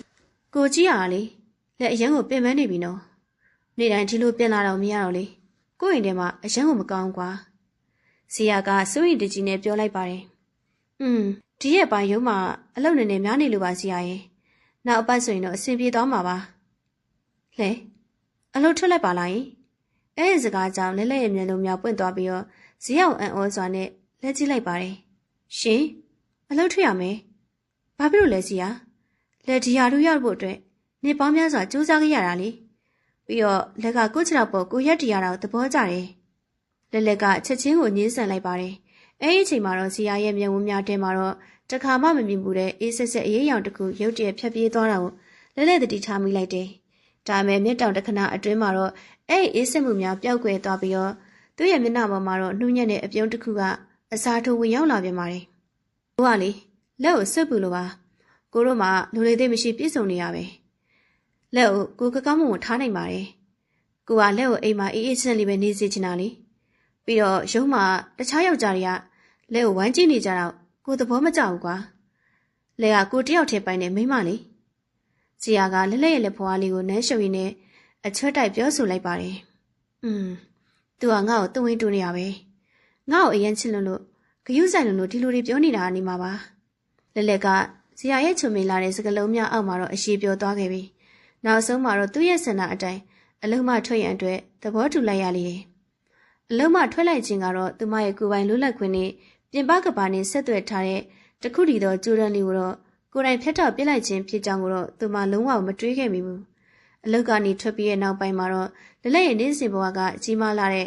ဒီနှစ်ထပ်တိုက်ကြီးထဲမှာလာလေပတ်နေပါတော့တယ်ဇီယာအလုတ်သွားချိန်မှာတော့လက်တယောက်ထဲအိမ်မှာကြံ့ရိပ်ခဲ့တယ်ဇီယာရဲ့အိမ်ကတော့ရန်ကုန်မြို့ပြည်ရှိတိတ်ဆိတ်တဲ့အရာဝင်းတစ်ခုမှတည်ရှိပြီးတော့ခြံတကားများအိမ်တကားများအလုံးကိုတော့အဆင့်မြင့် electronic လော့များနဲ့တက်ဆင်ထားပါတယ်ရဲသက်တပါအနှင်းငယ်ကြားတဲ့အခါမှာတော့လက်ကအိမ်ထဲမှာသာနေရတာကြောင့်အနှင်းငယ်မွေးကျက်လာတယ်10မိနစ်မှာတော့ဇီယာအလုတ်သွားရန်ပြင်ဆင်နေချိန်မှာတော့ဇီယာဒီနေ့လည်းကြာရင်လေလက်တငယ်ချင်းတွေနဲ့အပြင်မှာကော်ဖီသွားတော့မလို့လေအိမ်မှာအကြီးပဲနေရတာပြင်းလို့ပါလက်ကပုတ်ပုတ်ပပပင်ခွင်တောင်းလိုက်ပါတယ်ဇီယာကလဲစည်းတက်နေတဲ့လက်များကိုရက်တက်သွားတယ်သူကမန်နေကနေတဆင်းလက်ကိုစူးစိုက်ကြည့်လိုက်ပါတယ်သူ့ရဲ့အကြည့်များကအရှင်ကလို့ချုံပင်မှုများမရှိတော့ပဲဂျာယန်တကောင်ကသူ့ရဲ့သားကောင်ကိုကြည့်နေသည့်အလားစူးရှမာကျော်လွှတ်လာပါတယ်မတော်ရဘူးဇီယာကလီတန်တတိနဲ့ပြတ်သားစွာပြောလိုက်ပါတယ်လက်လည်းအံ့ဩသွားတယ်ဘာလို့လဲဇီယာလက်တို့မိန်းကလေးအချင်းနေကြီးပဲသွားရမှာနှစ်နာရီလောက်ပဲကြာမှာပါဇီယာကမန်ရှိမှနေပြီးတော့လက်ရဲ့အနီကိုဖြင်းချင်းစွာရှောက်လာပါတယ်သူ့ရဲ့ခြေလမ်းများကကြီးမားလာတဲ့အင်ကြီးရဲ့တစ်သားကျမ်းမြင့်ပေါ်မှာတော့အတန်မထွက်ပဲရွေ့ရနေတယ်ဇီယာကလက်ရဲ့ရှေ့မှာရက်လိုက်ပြီးတော့သူမရဲ့ပခုံးနှစ်ဘက်ကိုလက်နဲ့အတင်းကျဆုံးဖြစ်အောင်ဆုပ်ကင်လိုက်ပါတယ်အာဇီယာဒါနေလက်ကရုံးကန်နဲ့ပြောလိုက်ပါတယ်ဒါမဲ့ဇီယာကလူမပေးတဲ့အပြင်ပို့ပြီးတော့တင်းကျပ်စွာဆုပ်ကင်လိုက်တယ်ကိုပြောတာနားမလည်ဘူးလားလဲမသွားရဘူးလို့ကိုပြောနေရလေဇီယာရဲ့အတန်ကတုံရင်နေပြီးတော့သူ့ရဲ့မျက်နှာပေါ်ရှိသွေးကြောများပင်ထောင်ထနေပါတယ်မင်းရဲ့တငယ်ချင်းတွေဆိုတာမင်းကိုငါနဲ့ဝဲအောင်လုံးမဲ့သူတွေကြီးပဲအပြင်လောကကြီးကအန္တရာယ်များတယ်မင်းကငါရဲ့မိမငါရဲ့အိမ်ထဲမှာပဲနေရမယ်ငါပြန်လာမဲ့အချိန်ကိုပဲစောင့်နေရမယ်နားလေလားဇီယာရှင်ပါရီဖြစ်နေရလေရှင်ကျမကိုနာအောင်လုပ်နေရနော်လက်ကမျက်ရည်များဝဲတက်လာပြီးတော့ကြောက်ရွံ့စွာနဲ့អော်လိုက်ပါတယ်ဇီယာကလက်ရဲ့မျက်ရည်များကိုမြင်လိုက်ရချိန်မှာတော့ရုတ်တရက်အသေးစိတ်ဝင်လာတဲ့ကဲ့သို့သူမရဲ့ပခုံးကိုလူပေးလိုက်ပါတယ်အဲဒီနောက်သူကမျက်နှာကိုလက်နှစ်ဖက်နဲ့အုပ်ပြီးတော့အခန်းတောင်ကိုရှောက်သွားပြီးတော့အယူတယောက်လိုပဲခေါင်းကိုအကျဉ်းကြီးခါရဲနေရောတယ်စက္ကန့်အနည်းငယ်အကြာမှာတော့သူကလက်ထံကိုပြန်လှည့်လာပြီးတော့သူမရဲ့ရှေ့မှာဒူးထောက်ပြီးတော့ဖက်တွယ်လိုက်ပါတယ်ကိုတောင်းမှပါတယ်လေရဲ့ကိုလက်ကိုအရန်ချစ်လို့ဆုံးရှုံးမှကြောက်နေရပါလက်အပြင်မှာတခြားယောက်ျားတွေကြည့်မအောင်လေကိုလုံးဝသိမခံနိုင်ဘူးလက်ကကို့အတွက်အဖိုးတန်လို့ဒီအိမ်ကြီးထဲမှာပဲတင်ထားချင်တာပါကို့ခွင့်လွတ်ပါနော်ဇီယာကမျက်ရည်များနဲ့အတနာခံလေးလက်ရင်ဘတ်ထဲမှာတော့ရှုပ်ထွေးမှုများကပွဲလောရိုက်နေပါတယ်ဇီယာရဲ့အစွန်းရောက်လို့နဲ့အချင်းနဲ့ချုပ်ချယ်မှုများသူမစတင်သတိထားမိလာပေမဲ့သူရဲ့ငိုယိုတောင်းပန်မှုများအောင်မှာတော့သူမရဲ့နှလုံးသားကပြုံညွန့်တောက်ခဲ့ပြန်တယ်ရပါတယ်လက်နားလဲပါတယ်လက်အပြင်မသွားတော့ဘူးနော်လက်ကဇီယာရဲ့ကြောပြင်ကိုပုတ်တက်ရင်းနဲ့ပြန်လဲဖြည့်သိပ်ပေးလိုက်ရတော့တယ်ဒါပေမဲ့အဲ့ဒီမှာစားလို့အခြေအနေများကပုံမဆိုးရွားလာခဲ့ပါတယ်ဇီယာရဲ့တဝင်းတူမှုနဲ့ချုပ်ချယ်မှုများကအတိုင်းအတာတစ်ခုကိုကျော်လွန်လာခဲ့တယ်ဒီနေ့မှာတော့လက်ကရုံးမတငယ်ချင်းဖြစ်သူဇီလင်းထံကနေဖုံးဝင်လာတာကြောင့်စကားပြောနေစဉ်မှာတော့ဇီယာအလုတ်ကစိုးစိုးပြန်ရောက်လာခဲ့တယ်ဇီယာကဖုံးပြောနေတဲ့လက်ကိုမျက်နှာနဲ့မျက်နှာတစ်ခုလုံးမဲမောင်သွားပြီးတော့လက်ထက်ကဖုံးကိုအကြံပဒံဆွဲယူလိုက်ပါတယ်ဟင်ဇီယာဘာလို့တာလဲလက်တငယ်ချင်းနဲ့စကားပြောနေရလေလက်ကလမ်းဖြန့်စွာနဲ့អော်လိုက်ပါတယ်ဇီယာကဖုန်းစကရင်ပေါ်ရှိဇီလင်းဆိုတဲ့နာမည်ကိုကြည့်ပြီးတော့လောင်ပြုံးတစ်ခုကိုပြုံးလိုက်တယ်အဲနောက်သူကဖုန်းကိုနိုင်ရန်စီကိုအားကုန်လွှဲပြီးတော့ပြစ်ပေါက်လိုက်ပါတော့တယ်စမတ်ဖုန်းလေးကနိုင်ရန်နဲ့ရိုက်မိပြီးတော့အပိုင်းပိုင်းအဆက်ဆက်ကွဲဧသွားပြီးတော့ကျမ်းမြင့်ပေါ်ပြုတ်ကျသွားလေဇီယာရှီယူနေလားလက်ကကျမ်းမြင့်ပေါ်မှာဖုန်းအကွဲအစများကိုကြည့်ပြီးတော့ဒေါသကြီးအော်ဟစ်လိုက်ပါတယ်ဇီယာကလက်ရဲ့ရှီကိုတလန်းချင်းတိုးလာတယ်သူ့ရဲ့မျက်ဝန်းများတဲမှာတော့မြည်သည့်နူးညံ့မှုမြည်သည့်အချိမြမရှိတော့ပေ အဲ့ဒီနေရာမှာတော့ကြောင်မဲ့ဖွယ်ရကောင်းတဲ့လူစုတယောက်ရဲ့ရက်စက်မှုများသာရှိနေတယ်။အိမ်မက်ထဲကမင်းသားလေးဆိုတဲ့မျက်နှာဖုံးကြီးကကျမ်းမြင့်ပေါ်အပြီးတိုင်ကွာကျသွားခဲ့ပြီဖြစ်ပါတယ်။မင်းဘယ်ယောက်ျားနေမှစကားပြောခွင့်မရှိဘူးလေ။မင်းရဲ့အချိန်ကြီးမင်းရဲ့အာယုံဆက်မှုတွေအားလုံးကငါတယောက်တည်းအတွက်ပဲဖြစ်ရမယ်။ဇီယာကအေးစစ်မှကြော်တဲ့လေတန်းနဲ့ဟောက်လိုက်ပါတယ်။ငါမင်းကိုနောက်ဖုံးအစ်စ်တစ်လုံးဝယ်ပေးမယ်။အဲ့ဒီဖုံးမှာငါနံပါတ်လည်းပြီးတော့တခြားဘသူနံပါတ်မှမထားဝယ်မရှိဘူး။အင်တာနက်သုံးခွင့်လည်းမရှိဘူး။ရှင်ကျမကိုအကျဉ်းသားတယောက်လိုဆက်ဆက်နေတာပဲစီယာ။ကျမဒီလိုဆက်မနေနိုင်ဘူး။ကျမမိဘအိမ်ကိုခဏပြန်မယ်။လက်လက်ကဒေါသနဲ့ကြောက်ရွံ့မှုများရောရှက်ပြီးတော့အိမ်ခန်းထဲကိုပြုတ်ဝင်ပြီးတော့အဝိစားတချို့ကိုအိတ်ထဲကိုအတင်ထိုးထက်လေတယ်။သူမဒီအိမ်ကြီးထဲမှာအမြန်ဆုံးထွက်ပြေးမှဖြစ်မယ်လို့အလိုလိုသိမြင်နေတယ်။သူမရဲ့နှလုံးသားကိုဖန်ဆခဲ့တဲ့ချော်မော်ပြည့်စုံတဲ့အမျိုးသားတကယ်တမ်းမှာတော့စိတ်ဝေဒနာရှင်တူဦးလိုအစွန်းရောက်ချုပ်ချယ်တတ်တဲ့ကြောက်စရာလူတယောက်ဖြစ်နေသည်မဟုတ်ပါလား။လက်တယောက်အိတ်ကိုဆွဲပြီးတော့အိမ်ရှိတကားမကြီးစီကိုပြေးသွားလိုက်ပါတယ်။သူမတကားလက်ကင်ဘူးကိုဆွဲဖွင့်ရန်ကြိုးစားလိုက်ပေမဲ့တကားအပွင့်မလာခဲ့ဘူး။အီလက်ထရောနစ်လောကအနီရောင်မီလေးနေပြီးတော့စကဝက်အသစ်ပြောင်းထားတာကြောင့်ဖွင့်ရမရတော့ဘူး။မာရင်ကြောင့်ပြတ်တက်နေတဲ့အတန်များကလက်လက်ရဲ့ရှင်ဘက်ကိုတတိနဲ့စောင့်ကန်တဲ့ကဲ့သို့ရှိနေတယ်။လက်တယောက်တုံရင်တဲ့လင်များနဲ့တကားကိုအတင်ထွေးရိုက်ပြီးတော့ဖွင့်ရန်ကြိုးစားနေမိပါတယ်။တကားဖွင့်ပေးစမ်းစီဟာကျမကိုအိမ်ထဲမှာပိတ်လောင်ထားလို့မရဘူး။ဖွင့်ပေးစမ်းလက်လက်ကအတကုံအော်ဟိငိုကြွေးပါတော့တယ်။အဲ့ဒီအချိန်မှာတော့သူမရဲ့နောက်ကျောဘဲမှာဖြင်းချင်းစွာရှောင်းလန်းလာတဲ့ခြေသည်များကိုကြားလိုက်ရတယ်။ဇီယာကလက်လက်ရဲ့အနောက်မှာရှက်လက်ပြီးတော့သူမရဲ့စနေများကိုတော့သူ့ရဲ့လက်ချောင်းများနဲ့ညင်သာစွာပုတ်တက်လိုက်ပါတယ်။လက်လက်ရဲ့တကူလုံးကရေခဲတုံးကြီးတစ်ခုလိုပဲအေးဆက်တောင်းတင်းသွားတယ်။မင်းဘယ်မှာသွားလို့မရအောင်လဲလေ။ဇီယာရဲ့အတန်ကလက်လက်ရဲ့အနီးနားမှာတီးတိုးစွာထွက်ပေါ်လာပါတယ်။သူ့ရဲ့အသက်ရှူငွေများကလက်လက်ရဲ့လေပင်ပေါ်သို့ရိုက်ခတ်နေတယ်။ဒီအိမ်ကြီးကမင်းအတွက်ဆောင်ထားတဲ့နန်းတော်လေ။မင်းကဒီနန်းတော်တွေကမိဗျာ။မိဗျာဆိုတာအိမ်ပြင်ထွက်ကြမလို့ပါဘူး။ငါအပြင်ကနေတုတ်ခတ်ထားခဲ့မယ်။မင်းလိမ်ပါမယ်မလား။လက်လက်ကထိတ်လန့်လွန်တာကြောင့်အတန်မင်းမထွက်နိုင်တော့ပဲဇီယာကိုမျက်ရည်များပြည့်ရှက်နေတဲ့မျက်လုံးများနဲ့သာမောကြည့်မိတယ်။ဇီယာကလက်လက်ရဲ့မျက်နှာကိုနမ်းရှုပ်ရန်ကြိုးစားလိုက်ပေမဲ့လက်လက်ကယွင်ရှာစွာနဲ့မျက်နှာကိုလွဲဖယ်လိုက်တယ်။အဲဒီအခါမှာတော့ဇီယာကလောင်ပြုံးတစ်ခုကိုပြုံးလိုက်ပြီးတော့မင်းတဖြည်းဖြည်းနဲ့အသားကျသွားမှာပါမိမရဲ့။အဲဒီလိုပြောပြီးတော့အပြင်ကိုထွက်သွားပါတော့တယ်။အပြင်ဘက်မှာတောက်ခတ်လိုက်တဲ့အတန်းကြီးကကြီးမားလာတဲ့အိမ်ကြီးထဲမှာပက်တင်ထပ်သွားတယ်။လက်လက်တယောက်တကမယူမိပြီးတော့ကြံမြင့်ပေါ်အယုတ်ကျိုးပြလဲကျသွားပါတယ်။သူမရဲ့မျက်ဝန်းများမှပူနွေးတဲ့မျက်ရည်များကပါးပြင်ပေါ်သို့အတားစီမဲ့စွာနဲ့စီးကျလာတယ်။အိုးငါဘယ်လိုလုပ်ရမလဲ။ငါရဲ့အိမ်မက်ထရာမင်းသားလေးကငါ့ကိုလောင်ချက်တဲ့ထက်ပိတ်ထားတဲ့မကောင်းဆိုးဝါးတကောင်ဖြစ်နေကြရလား။တငယ်ချင်းတွေတတိပေးခဲ့တာငါနားမထောင်မိခဲ့ဘူး။အခုတော့ငါမှအလုပ်လည်းမရှိတော့ဘူး။ဖုန်းလည်းမရှိတော့ဘူး။ပြင်ပကဘာနဲ့ဆက်သွယ်လို့ရမယ်။ဘာလမ်းကြောင်းမှမရှိတော့ဘူး။ငါဒီအင်ဂျင်ထဲမှာရွတ်သွပြီးတော့တည်သွားရတော့မှာလား။အပြင်ဘက်မှာတော့နေအောင်ကြီးကတောက်ပနေစေဖြစ်ပေမဲ့လက်လက်ရဲ့ကဘာလေးကတော့အလင်းရောင်ကင်းမဲ့တဲ့အမောင်တူကြီးရဲ့ကို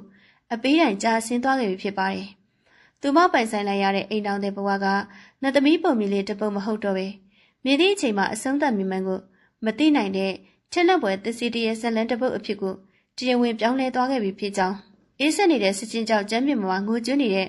့မိန်းကလေးတယောက်အပြစ်ဝနားလည်လိုက်ပါတယ်။သဘောပေါက်သွားခဲ့လေတော့တယ်။အေရှိတကားမကြီးရဲ့အီလက်ထရောနစ်လွတ်ပိတ်သွားတဲ့ကတော့ကြီးမားလာတဲ့ထက်တိုက်ကြီးထဲမှာပက်တင်ထပ်သွားတယ်။ကိုအလုပ်သွားပြီနော်လေ။ကိုပြန်လာတဲ့အထိကိုအိမ်ထဲမှာပဲလိမ္မာအောင်နေခဲ့နော်။ပရင်းပေါက်တွေအကုန်ပိတ်ထားဝင်မင်းနဲ့ကိုကလဲကိုအရင်ချစ်တာသိရမလား။တကားမပိတ်မီစက္ကန့်ပိုင်းအလိုကဇီယာပြောသွားခဲ့တဲ့အဲ့ဒီစကားအသံများကလဲလဲရဲ့နားထဲမှာတော့အရှိပြောနေတဲ့ခဲရည်ဘူးများကိုလောင်းထက်လိုက်တဲ့ကဲ့သို့ပူလောင်ဆူးရှနေစေဖြစ်တယ်။အပြင်ပန်းမှာကျင်နာရွရမှုအပြစ်ပါဝင်နေတဲ့အောင်ရှိမိပဲတကယ်တမ်းအဲ့ဒီစကလုံးများရဲ့နောက်ွယ်မှာတော့အထိတ်ပဲကမင်းပဲမှထွက်ပြေးလို့မရဘူးဆိုတဲ့ကြောက်မဲ့ဖွယ်ချင်းချမှုတက်တက်သားဖြစ်ကြောင်းတော့လဲလဲကောင်းစွာနားလည်နေပြီဖြစ်ပါတယ်။ဇီယာထွက်သွားပြီးတဲ့နောက်အင်ကြီးတစ်ခုလုံးကတင်ချန်ကုန်တစ်ခုလိုပဲတိတ်ဆိတ်ငြိမ်သက်သွားတယ်။အေဂန်မကျဲကြီးရဲ့အလဲမှာရှိတဲ့စေကန်စူပါပေါ်မှာတော့လဲလဲတယောက်တည်းအယုတ်ကျိုးပြထိုင်နေမိတယ်။လေအေးပေးစင်မှာထွက်ပေါ်လာတဲ့လေအေးများကသူမရဲ့အသားရည်ကိုလာရောက်ရိုက်ခတ်နေပေမဲ့သူမရဲ့ရင်ဘတ်ထဲမှာတော့မွန်းချက်မှုများနဲ့ပြည့်နေနေပါတယ်။လွန်ခဲ့တဲ့နှစ်လခန့်ကဒီအင်ကြီးတွေကိုပထမဆုံးခြေချခဲ့ချိန်မှာတော့လက်လက်တယောက်မမေ့ကိုမမေ့လက်သမီးပုံမြင်တွေကမင်းသမီးလေးတစ်ပါးလိုပဲထင်မှတ်ခဲ့ဘူးတယ်။ခဏထင်သွားတဲ့ပြိဘောကများတံမိုးကြီးအလားစင်ပစ္စည်းများနဲ့ ပြီးပြည့်စုံတဲ့ခင်မွန်းသက်တယောက်ဒါပေမဲ့အခုအခါမှာတော့ဒီရွှေရောင်လွမ်းနေတဲ့အင်ကြီးကသူမအထာဝရပိတ်လောင်ထားမဲ့လောင်ချကြီးတစ်ခုအဖြစ်ကိုပြောင်းလဲသွားခဲ့ပြီဖြစ်တယ်။အိုးငါဘယ်လိုလုပ်ရမလဲ။ဖုန်းလည်းမရှိတော့ဘူး။အပြင်ထွက်ဖို့တော့ကလည်းဈေးရစီမှာပဲရှိတာ။ခြံတကာရောအိမ်တကာရောအားလုံးကစကဝတ်တွေနဲ့ခါထားတာဆိုတော့ငါအော်ဟစ်အကူကြီးတောင်းရင်တော့မှအိမ်နေချင်းတွေကကြားနိုင်မှာမဟုတ်ဘူး။ငါဒီအိမ်ကြီးတွေကနေဘယ်လိုရုံးထွက်ရမလဲ။လက်လက်ကမျက်ရည်များကိုခက်ကြကြတုပ်ပစ်လိုက်ပါတယ်။ငိုနူ၍ဘာမှထူးခြားလာမည်မဟုတ်ကြောင်းသူမသိတယ်။သူမအနေနဲ့ဒီအိမ်ကြီးထဲမှာငုတ်တုတ်ထိုင်ပြီးတော့တင်မိရက်ကိုစောင့်နေရမဖြစ်တော့ဘူး။တခုခုလုံးမဖြစ်မယ်။အနေဆုံးတော့အပြင်လောကနဲ့ဆက်သွယ်နိုင်မဲ့ဖုန်းတစ်လုံးဖြစ်စေ။အိမ်တော်ဖေးတကားကိုဖွင့်နိုင်မဲ့တော်တချောင်းဖြစ်စေ။ဇီယာဖွက်ထားတဲ့ဒီနေရာများကိုရှာဖွေရမယ်လို့သူမဆုံးဖြတ်လိုက်ပါတယ်။လက်တယောက်စူပါကနေထပ်ပြီးတော့အပေါ်ရာရှိဇီယာရဲ့ကိုယ်ပိုင်စာကြည့်ခန်းစီကိုခြေသက်လုံးနဲ့တက်လာခဲ့တယ်။ဇီယာကအဲ့ဒီခန်းထဲမှာအမြဲလှလှရှိပြီးတော့လက်ကိုတော့အဲ့ဒီခန်းထဲကိုဝင်ရောက်ခွင့်ပြုထားပေမဲ့သူ့ရဲ့အလုပ်စပွဲကိုမထိရန်အတွက်တင်းကျပ်စွာတားမြစ်ထားပါတယ်။စာကြည့်ခန်းထဲကိုရောက်လာတဲ့အခါမှာတော့လက်ကဇီယာရဲ့အလုပ်စပွဲအန်ဆွဲများကိုတစ်ခုချင်းစတင်ဆွဲဖွဲ့ကြည့်လေတယ်။ပထမဆုံးအန်ဆွဲများမှာတော့စာရွက်စာတမ်းအဟောင်းများဘောပေများနဲ့မတ်ဆုပ်စာအုပ်များသာရှိပါတယ်။ဒါပေမဲ့အောက်ဆုံးတက်မှာရှိတဲ့တောက်ကထားတဲ့အန်ဆွဲတစ်ခုကိုတော့သူမှတွေ့လိုက်ရတယ်။လက်ကစပွဲပေါ်ရှိစာရေးကိရိယာထည့်တဲ့ခွဲကနေကကြီးငယ်တစ်လက်ကိုယူပြီးတော့အဲ့ဒီအန်ဆွဲရဲ့သွပ်ပေါက်ကိုအတင်းကိုထိုးကလော်ဖွင့်ရင်ကျိုးစားလိုက်ပါတယ်။အချိန်နဲ့ငယ်ကြပြီးတဲ့နောက်မှာတော့ကြောက်ဟူသောအတန်နဲ့တူအန်ဆွဲကပွင့်လာခဲ့တယ်။လက်တယောက်အန်ဆွဲတဲ့ကိုမျောလေးတကြီးကြည့်လိုက်ပါတယ်။ဒါပေမဲ့အဲ့ထဲမှာတော့ဖုံးဒါမှမဟုတ်အပြင်ထွက်ပေါက်တော့များမရှိဘူး။အဲ့ဒီစာထူးဆက်နဲ့ငွေရောင်တော့တန်အရှိကြီးတစ်ချောင်းကိုသာတွေ့လိုက်ရတယ်။အဲ့ဒီတော့တန်ကတာမန်အိမ်တကာတော့များနဲ့မတူပဲအလွန်ရှေးကြပြီးတော့ထူးဆန်းတဲ့ပုံစံရှိတယ်။အဲ့ဒီတော့တန်ကိုမြင်လိုက်ရဲ့ချိန်မှာတော့လက်ရဲ့ကောင်းထဲမှာအတွေးတစ်ခုရုတ်တရက်လင်းလည်သွားတယ်။မြင်ကြီးတိုက်ရဲ့အနောက်ဘက်ဆုံးစင်းကြံလန်အစုံမှာရှိတဲ့အခန်းတစ်ခန်း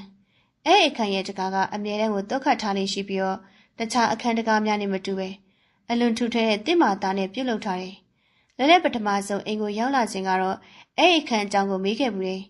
။အဲ့အချိန်ကစီယာကအဲ့ဒါပစ္စည်းအဟောင်းတွေထားတဲ့စတူကန်းပါလေအထဲမှာဖုံတွေအရင်ကိုထူတယ်။အမိုက်တွေလည်းရှုပ်နေတော့လက်သွားစရာမလိုပါဘူး။ကိုပဲတုတ်ခတ်ထားလိုက်မယ်လို့ပြုံးလေးရဲ့ဖြေချခဲ့ပူပါတယ်။အရှင်ကတော့လက်ကဇီယာရဲ့စကားကိုယုံကြည်ခဲ့တယ်။ဒါပေမဲ့အခုအချိန်မှာတော့အဲ့ဒီခံမှာရိုးရိုးစတူကန်တစ်ခုမဖြစ်နိုင်ကြောင်းသူမရဲ့စက်တမအာယုံကပြင်းထန်စွာသတိပေးနေပါတယ်။ဒီတော့ရန်ကအဲ့ဒီတာမင်းထားတဲ့ရွက်ခံရဲ့တော့ဖြစ်နိုင်မှာလား။ငါအဲ့ဒီခံတွေကိုဝင်ကြည့်သိသလား။ဇီယာကသူ့ရဲ့ရွက်ချက်တွေကိုအဲ့ဒီခံထဲမှာဖွက်ထားတာများလား။တကယ်လို့သူသိသွားရင်ငါ့ကိုတက်ပြစ်လိမ့်မယ်။ဒါပေမဲ့ငါဒီအိမ်ကြီးရဲ့အဖြစ်မှန်ကိုသိဖို့လိုတယ်။သူဘယ်လိုလူမျိုးလဲဆိုတာကိုငါအတိအကျသိမှဖြစ်မယ်။လက်ကလက်ထဲမှာငွေရောင်တော့ရန်ကြီးကိုတင်းကျပ်စွာဆုပ်ကိုင်လိုက်ပြီးတော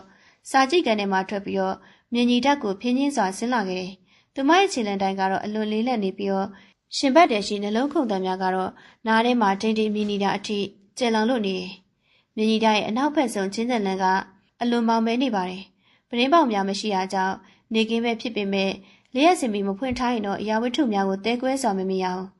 လက်ကနှရံကိုစိုင်းနဲ့စင်းကြံလန်အစုံရှိထူထဲတဲ့တစ်သားတကားမကြီးစီကိုတဖြည်းဖြည်းတိုးကပ်သွားလေတယ်။တကားရှိကိုရောက်တဲ့အခါမှာတော့သူမရဲ့လက်များကတဆဲဆဲတုံရင်နေပါတယ်။လက်ကဒရွေတစ်ချက်ကိုခဲစွာမျိုးချလိုက်ပြီးတော့လက်ထဲမှာငွေရောင်တော့ရံကိုတော့တကားတော့ပေါက်ထဲကိုတက်ကိုထိုးသွင်းလိုက်ပါတယ်။တော့ရံကအဝင်ကြီးကြဖြစ်သွားတယ်။လက်ကအသက်ကိုအောင်းထားပြီးတော့ညာဘက်ကိုလဲလိုက်ပါတယ်။တော့ပွင့်သွားတဲ့အတန်ကတိတ်ဆိတ်နေတဲ့စင်းကြက်လန်းထဲမှာတော့အရှင်ကျဲလောင်စွာနဲ့ထွက်ပေါ်လာတယ်။လက်ကဒရွေတစ်ချက်ကိုခဲစွာမျိုးချလိုက်ပြီးတော့လက်ထဲမှာငွေရောင်တော့တံကိုတော့တကားပေါက်ထဲကိုတက်ကိုထိုးသွင်းလိုက်ပါတယ်။တော့တံကအဝင်ခွင်ကျဖြစ်သွားတယ်။လက်ကအသက်ကိုအောက်ထားပြီးတော့ညာဘက်ကိုလဲလိုက်ပါတယ်။တော့ပွင့်သွားတဲ့အတန်ကတိတ်ဆိတ်နေတဲ့စင်းကြက်လန်းထဲမှာတော့အလွန်ကျဲလောင်စွာထွက်ပေါ်လာတယ်။လက်ကတကားလက်ကင်ပူကိုဆွတ်လက်ပြီးတော့အခန်းတကားကိုအသားရတိုးဖွင့်လိုက်ပါတယ်။တန်ကြီးတက်နေတဲ့ပတ်တန်တန်တစ်ချက်နဲ့အတူတကားမကြီးကပွင့်ဟသွားတယ်။အခန်းတွင်းကနေအေးဆက်ဆက်လေးလိုင်းတစ်ခုနဲ့အတူအလွန်ထူးဆန်းတဲ့အနံ့တစ်ခုကလက်ရဲ့နှာခေါင်းထဲကိုလာရောက်ရိုက်ခတ်သွားပါတယ်။အဲ့အနံ့ကဖုံနဲ့ဒါမှမဟုတ်အမိုက်နဲ့မဟုတ်ဘူး။ဓာတ်ရုပ်စီးရဲ့အနံ့တစ်ခုခုနဲ့တန်ကြီးတက်နေတဲ့တထုနဲ့များရောနှုတ်နေတဲ့အလွန်တရာမနှိမ့်မြွယ်ကောင်းတဲ့အနံ့ဆိုးကြီးတစ်ခုဖြစ်တယ်။လက်က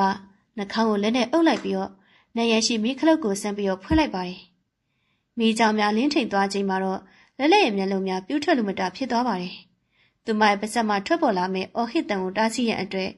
ကြံလက်တစ်ဖက်နဲ့ပါးစပ်ကိုအတင်းဖိအုပ်ထားလိုက်တော့တယ်။ဒီခန့်ကဇီယာပြောခဲ့တယ်လို့ပစ္စည်းဟောင်းများထားတဲ့စတိုကန်လုံးဝမဟုတ်ဘူး။အခန်းကအလွန်ကျယ်ဝန်းပြီ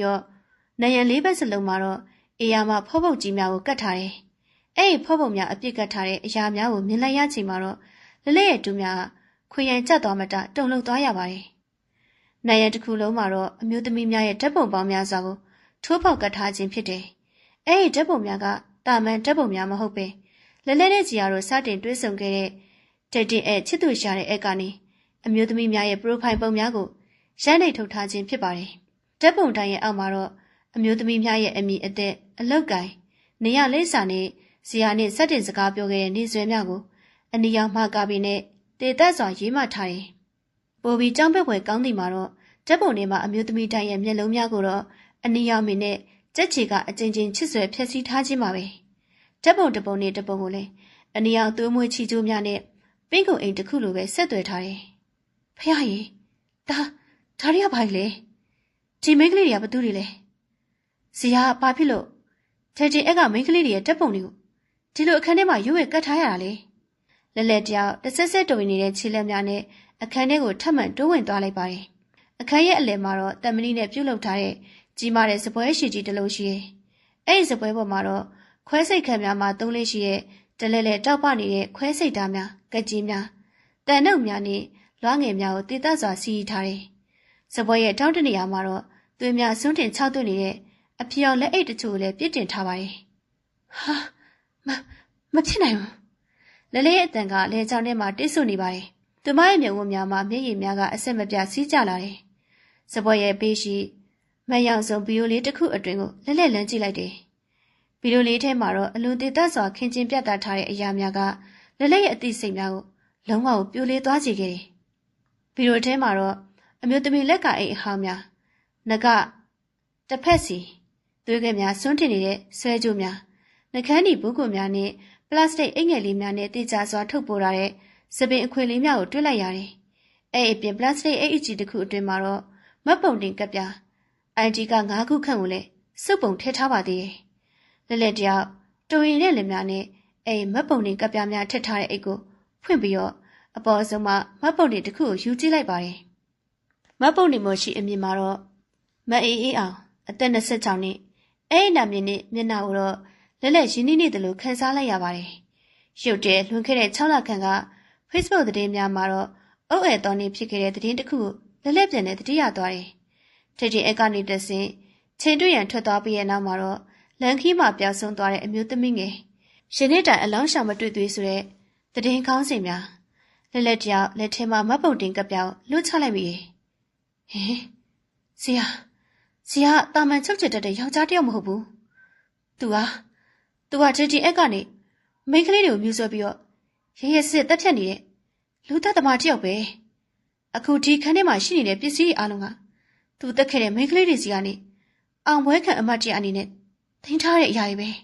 ။ထိတ်လန့်မှုယွန်းရှာမှုကြာရွံ့မှုအားလုံးက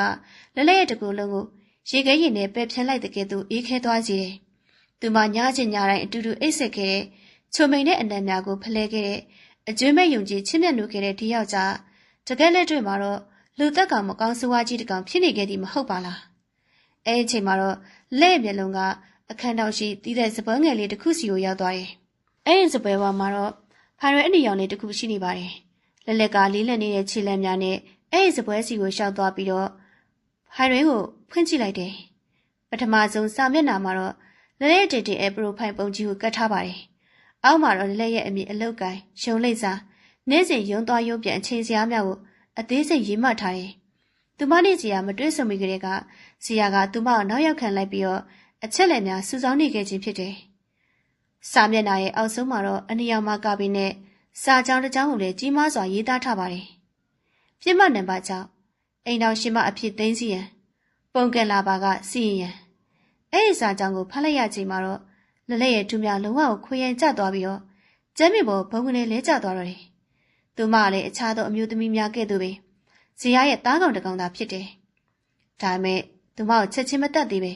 ဇနီးဆိုတဲ့ခေါင်းစဉ်အောင်နဲ့အိမ်ထဲမှာနေထိုင်ခွင့်ပြုထားခြင်းသာဖြစ်တယ်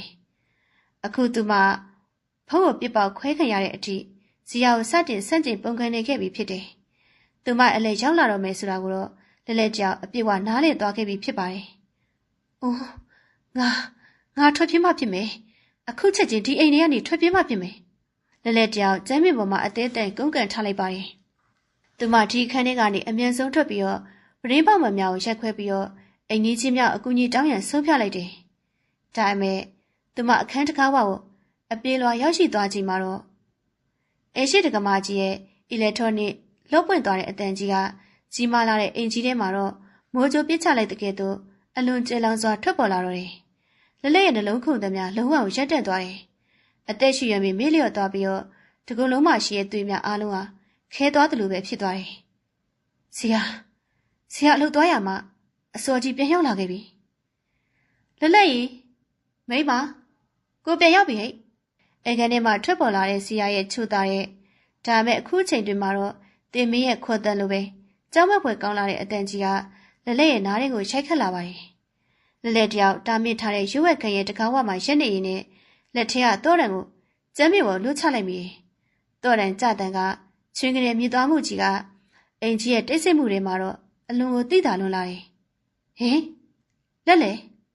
မြင်ကြီးကအနောက်ဘက်မှာဘာလုပ်နေရလဲ။ဇီယာရဲ့ချစ်သက်များကအေကန်မှနေပြီးတော့လက်ရှိရာအနောက်ဘက်စင်းချက်လန်းစီကိုတဖြည်းဖြည်းချင်းတလန်းချင်းနီးကပ်လာလေရောတယ်။တင်မရဲ့အရေးမဲကြီးကလက်ရဲ့အပေါ်ကိုအပီးတန်လွမ်းမိုးကြားရောက်လာခဲ့ပြီးဖြစ်ကြောင်းကိုတုံလုံးခြောက်ချားစွာရက်နေတဲ့မိန်းကလေးတယောက်အကျွေးမဲ့ကိုခန်းစားသိရှိလိုက်ရတော့တယ်။ရွက်ခံရဲ့အေးစစ်စစ်လီလူထဲမှာတော့လက်တယောက်ကြာရုပ်တရုပ်လိုပဲမတည့်ရက်နေမိပါတယ်။သူမရဲ့လက်ထဲမှာတော့ကင်ထားတဲ့ဖိုင်တွဲနေလေးကတုံရည်နေပြီးတော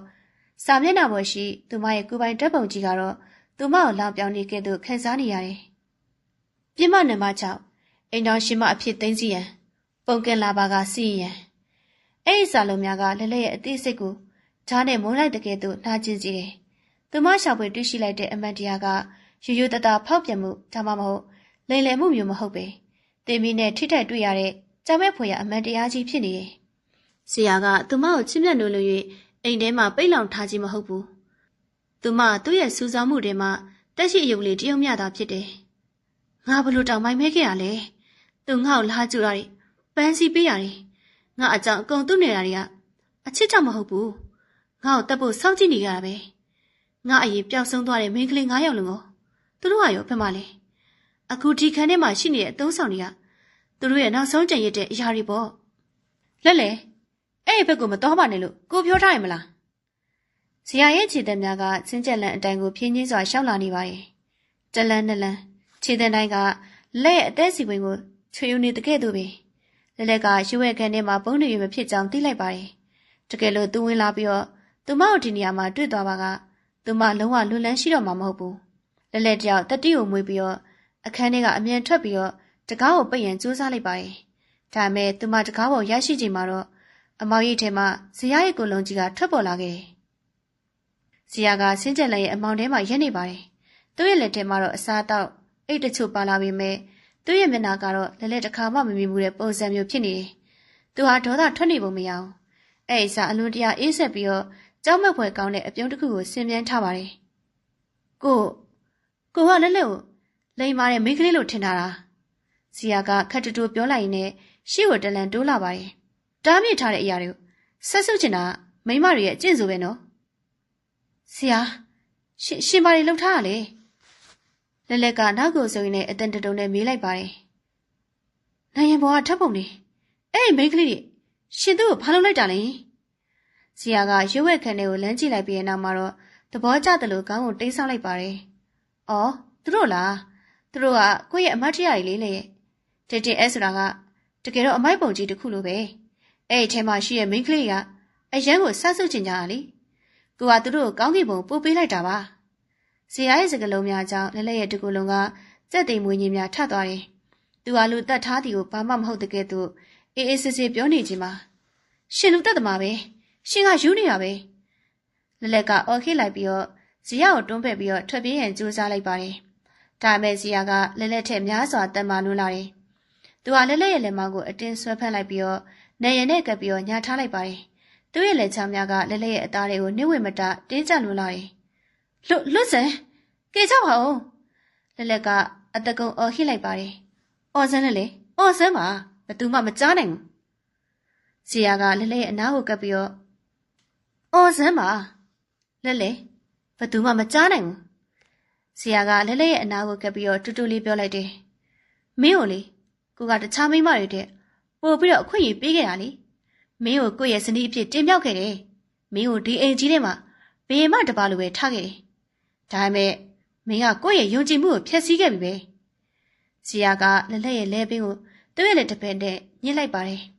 လက်လက်အသက်ရှူကျလာပြီးတော့မျက်နှာတစ်ခုလေးနင်းမြန်းလာခဲ့တယ်သူမလက်နဲ့ဇီယာကိုအတင်းတိုးထုတ်လိုက်ပေမဲ့ကြောက်တုံကြီးတစ်ခုကိုတူးနေရတဲ့ကဲ့သို့ပဲမင်းကကိုယ့်ရဲ့ပြစ်မှာနံပါတ်6ဆိုတော့တည်သွားပြီဆိုတော့ကိုလည်းမျိုးဒီတိုင်းဆက်ထားလို့မရတော့ဘူးပေါ့ဇီယာရဲ့မျက်ဝန်းများတဲမှာတော့တက်ဖြားလိုအစိမ်းများတောက်လောင်လာတယ်ဒါပဲမပူပါနဲ့ကိုမင်းကိုချက်ချင်းမတက်သေးဘူးမင်းနဲ့ကိုလှုပ်ရှားရအများကြီးကြံသေးတယ်ဇီယာကလက်လက်ရဲ့ကောင်းကိုနိုင်ရနဲ့အရှိန်ဖြစ်စောက်လိုက်ပါတယ်ပြင်းထန်လာတဲ့တိုက်ခိုက်မှုကြောင့်လက်လက်ရဲ့ကောင်းထဲမှာတော့ပြောင်းဆန်သွားပြီးအမြင်အာရုံများဝေဝါးသွားခဲ့တော့တယ်သူမရဲ့တူများခွေရင်ကျသွားပြီးတော့ကျမ်းမြေပေါ်ပြုတ်ကျသွားပါတယ်တတိမလီတလီအချင်းဒီမှာတော့လက်လက်မြင်တွေ့လိုက်ရသည်မှာတော့ဇီယာကသူ့ရဲ့အိတ်ကတ်ထဲမှာထူထဲသောကျိုးခွေတစ်ခွေနဲ့အဝိဇ္ဇတစ်ခုကိုထုတ်လိုက်သည်ကိုပဲဟင်မဟုတ်ဘူးတောင်းပန်ပါတယ်လက်လက်ကအတန်မထွက်နိုင်ပဲနဲ့တီတို့အတနာခံနေပြီဇီယာကလက်လက်ရဲ့ပါးစပ်ကိုအဝိဇ္ဇနဲ့အတင်းအုပ်ပိတ်လိုက်ပြီးတော့နောက်ကိုကျုံနဲ့တင်းကျစွာစီးနှောင်လိုက်တယ်အဲဒီနောက်သူမရဲ့လက်နှစ်ဖက်ကိုနောက်ပြန်တုပ်ပြီးတော့ခြေတော်များကိုလည်းလှုပ်ရှားရမရအောင်ပဲစီးနှောင်ပစ်လိုက်ပါတယ်မင်းကိုကအရင်ချစ်ခဲ့တာနော်လဲဇီယာကတရားရနေတဲ့လက်လက်ရဲ့မျက်နှာကိုညင်သာစွာပွတ်တိုင်နဲ့ပြောလိုက်ပါတယ်မင်းရတာကိုယ့်ကိုတစ္ဆာဖောက်ခဲ့တာအခုတော့မင်းဒီရွက်ဝက်ခန်းထဲမှာပဲကိုနဲ့တူထားပါနေသွားရတော့မယ်ဇီယာကအင်အားမဲ့နေတဲ့လက်လက်ရဲ့ကိုယ်လုံးကိုအဲ့တခုလိုဆွဲမလိုက်ပြီးတော့ရွက်ဝက်ခန်းရဲ့အလဲရှိတံမဏိစပွဲရှိကြီးပေါ်ပြစ်တင်လိုက်ပါတယ်စပွဲရဲ့အေးဆက်လာတဲ့အထစ်တွေကလက်လက်ရဲ့ကြောပြင်မှာတဆင်အယိုးတဲ့အထစ်ကိုစိတ်ဝင်သွားတယ်လက်လက်ကြောင့်ပါးစပ်မှာအဝိဇ္ဇခံနေရကြောင်းအော်ရွတ်မရပဲဟုသာအတန်ထွက်နိုင်တော့တယ်သူမရဲ့မျက်ဝန်းများမှာမျက်ရည်များကတော့ပါးပြင်ပေါ်တတောက်တောက်စီးကျနေပါတယ်သူမရဲ့ရှင်မှာတော့ဇီယာကခွဲစိတ်ဓာတ်များကိုတလက်ချင်းစစ်ဆေးနေပြီးတော့အလုံးပြောရွှင်နေတဲ့လူတဦးကဲ့သို့ပဲတချင်းတစ်ပုတ်ကိုခတ်တိုးညှီးဆူနေပါတယ်ဟိုးငါတကယ်ပဲတရားတော့မှာလားဒီလူသက်သမားရဲ့လက်ထဲမှာငါဘဝဒီမာကြီးကုံဆုံးသွားတော့မှာလားကဲမဲ့သူလည်းမရှိဘူးထွက်ပြေးဖို့လည်းမရှိဘူးငါရဲ့အမားတွေအတွက်ငါအခုလိုတံမိုးပေးဆက်နေရတာလားဇီယာကတလဲလဲတောက်ပနေတဲ့ခွဲစိတ်ဓာတ်လေးတစ်လက်ကိုမြှောက်ကြည့်လိုက်တယ်လဲလဲရဲ့ဘက်ကိုလဲလာခဲ့တယ်သူ့ရဲ့မျက်နှာပေါ်မှာတော့ပေါ်နေတဲ့အဲ့ဒီကျူးသူတိအပြုံကလဲလဲမြင်မှုသမျှအရာအလုံးထဲမှာတော့ကြောက်စရာအကောင်းဆုံးဖြစ်လေတော့တယ်ကဲစားကြစို့လေမင်းရဲ့ဘဘက်လက်တကြွကလက်စွပ်လေးကိုတော့ကိုအရင်ကသဘောကျတာပဲအဲ့ဒီလက်ချောင်းလေးကနေပဲစားလိုက်ကြတာပေါ့ဇီယာရဲ့ရက်ဆက်လာတဲ့စကားသံအစုံမှာတော့လဲလဲရဲ့ကဘာကြီးကလုံးဝမောင်အတိကျသွားပါတော့တယ်အမောင်တုကလဲလဲရဲ့အသီးစိမ်များကိုဝါမျိုးထားရမှတဖြည်းချင်းပြန်လဲလွတ်ဆင်သွားတယ်ပထမဆုံးခန်းစားလိုက်ရသည်မှာတော့ဦးကောင်းနောက်ဖက်မှာထိုးဆိုင်နေတဲ့ကဲ့သို့ပြင်းထန်တဲ့နာကျင်မှုအဲ့ဒီနောက်မှာတော့ကြောပြအောင်မှအေးဆက်လာတဲ့တံမဏိစပွဲရဲ့အထီတွေလဲလဲမျက်လုံးများကိုအာရုံပြီးတော့ဖွင့်ကြည့်လိုက်ပါတယ်အမိအာရုံများကဝေဝါးနေစေဖြစ်ပေမဲ့အပေါ်ကြီးမှာတော့လင်းထင်နေတဲ့မိကြောင်များကိုအလေးရောင်ကြောင့်မျက်စိကျဉ်းသွားရတယ်သူမှလှူရှားရန်ကြိုးစားလိုက်ပေမဲ့လက်ကဝင်နေခြေချင်းဝင့်များမှာတော့တင်းကျလာတဲ့ကျိုးများရဲ့ရစ်ပတ်မှုကိုသာခံစားလိုက်ရတယ်ငါဘယ်မှာလဲအော်ငါတတိယပြီစီယာသူငါ့ကိုရိုက်လိုက်တာပြီးတော့အခန်းထဲကိုခေါ်လာတာဟာဒါအိမ်မဲဆိုးတခုမဟုတ်ဘူးငါတကယ်ပဲဒီလူသက်သမားရဲ့လက်ထဲမှာပိတ်မိနေရပဲဖះဟီငါ့ကိုကဲမဲ့သူတယောက်မှမရှိဘူးလားလက်ကပါးစပ်နဲ့အော်ခီရန်ကြိုးစားပေမဲ့သူမရဲ့ပါးစပ်ကိုအဝိဇ္ဇနဲ့တင်းကျပ်စွာစီးနှောင်ထားတာကြောင့်အတန်တူတူမြတာထွက်ပေါ်လာတယ်သူမရဲ့မျက်ဝန်းများမှကြားရုံမှုများရည်များကတော့ပါးပြင်ပေါ်ကိုစီးကျလာပြီးတော့နှထင်စာများစီကိုစိတ်ဝင်သွားတယ်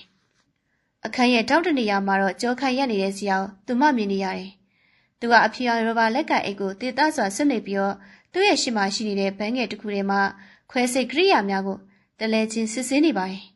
်သူ့ရဲ့လှူရှားမှုတိုင်းကတော့အလွန်တင်းငိမ့်ပြီးတော့စနစ်ကြလွန်းတာကြောင့်ကြည့်ရသူကိုပိုရွေ့ပင်သွေးပြက်စီပါတယ် နိုးလာပြီလားလဲ။ဇီယာကလက်မကြည့်ပဲနဲ့လေတံအေးအေးနဲ့ပြောလိုက်ပါတယ်။သူ့ရဲ့အတန်မှာတော့ဒေါသအရေးရောင်လုံးဝမပါဘဲနဲ့အလွန်တရာရင်ကျေးသိမ်မွေ့နေစေဖြစ်တယ်။သူကဘန်းကိုကန်ပြီးတော့လက်ရှိရာဇပွဲစီကိုဖြင်းချင်းစွာရှောက်လာပါတယ်။မင်းတို့ကအခွင့်အရေးအများကြီးပေးခဲ့ရနော်။လိမ္မာတဲ့မိမတယောက်အနေနဲ့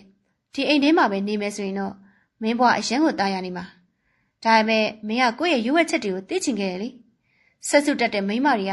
ပြည့်တယ်နဲ့ထိုက်တယ်လို့မင်းမထင်ဘူးလား။ဒီကလက်ရဲ့ဘေးမှာရက်လိုက်ပြီးတော့သူမရဲ့စနွယ်များကိုညင်သာစွာတတ်တင်ပေးလိုက်ပါတယ်။သူ့ရဲ့လက်အိတ်ဆွထားတဲ့လက်ချောင်းအေးများကလက်ရဲ့ပါးပြီးကိုထိထွတ်သွားချိန်မှာတော့သူမတကူလုံးကစက်ကနေတုံသွားရတယ်။မငိုပါနဲ့လက်ရဲ့မင်းရဲ့မျက်ရည်ကကိုယ့်ရဲ့အနုပညာကိုနှောက်ယှက်နေသလိုပဲ။ကိုကမင်းကိုတခြားသူတွေထက်ပိုပြီးတော့တန်ဖိုးထားလို့ပဲ။တားရဲ့စိတ်အနေနဲ့တတ်မှတ်ခဲ့ရလေ။မင်းကိုတတ်ဖို့ကိုဘလောက်တောင်စိတ်ရှည်လက်ရှိစောင့်ခဲ့ရလဲဆိုတာမင်းသိမှာမဟုတ်ဘူး။ဆရာကစပွဲပေါ်မှာခွဲစိတ်တာတစ်လက်ကိုကောက်ကင်လိုက်ပါတယ်။မင်းရောက်အောင်မှာတော့တလဲလဲတောက်ပနေတဲ့အဲ့ဒီဓာသွားလေးကတင်မင်းရဲ့ရှာပြားခဲ့သူပဲ။ဆရာကလက်ရဲ့ဘဲပက်လက်ကိုအတင်းဆွဲယူပြီးတော့စပွဲအစွန်မှာတေချာစွာဖြန့်ထားလိုက်ပါတယ်။လက်ကြောင်အသေးအတန်ရုံးကန်ပေမဲ့လေကျိုးများတော့သူမရဲ့အသားတွေကိုနှိမ့်ဝင်မတာတင်းကျပ်နေတယ်။ဒီလက်ချောင်းလေးကကိုတို့ရဲ့မင်္ဂလာလက်စွပ်လေးရှိတဲ့နေရာပေါ့။ဆရာကလက်ရဲ့လက်တကြွယ်ပေါ်ရှိစိန်လက်စွပ်လေးကိုငေးကြည့်နဲ့ပြောလိုက်ပါတယ်။ဒီလက်စွပ်ကလေမင်းကိုငါ့စီမှာချီနှောင်ထားခဲ့တဲ့အထိမ့်မှပဲ။ဒါပေမဲ့မင်းကတစ္ဆာဖောက်ချင်တယ်ဆိုတော့လေဒီအနောက်ဘက်ကိုကိုကပဲဖြတ်ပေးရတော့မှာပေါ့။သူကလက်စွပ်ကိုဖြင်းချင်းစွာချစ်ယူလိုက်ပြီးတော့ဘေးရှိပန်းထဲကိုပြစ်ထက်လိုက်ပါတယ်။ချွေးဟူသောအတန်ကလက်ရဲ့နှလုံးသားကိုခွဲထုတ်လိုက်တဲ့ကဲ့သို့ပဲ။မင်းသိလားလေလူခန္ဓာဗေဒအရာလေဒီဘက်လက်တကြွကသွေးကြောကလေ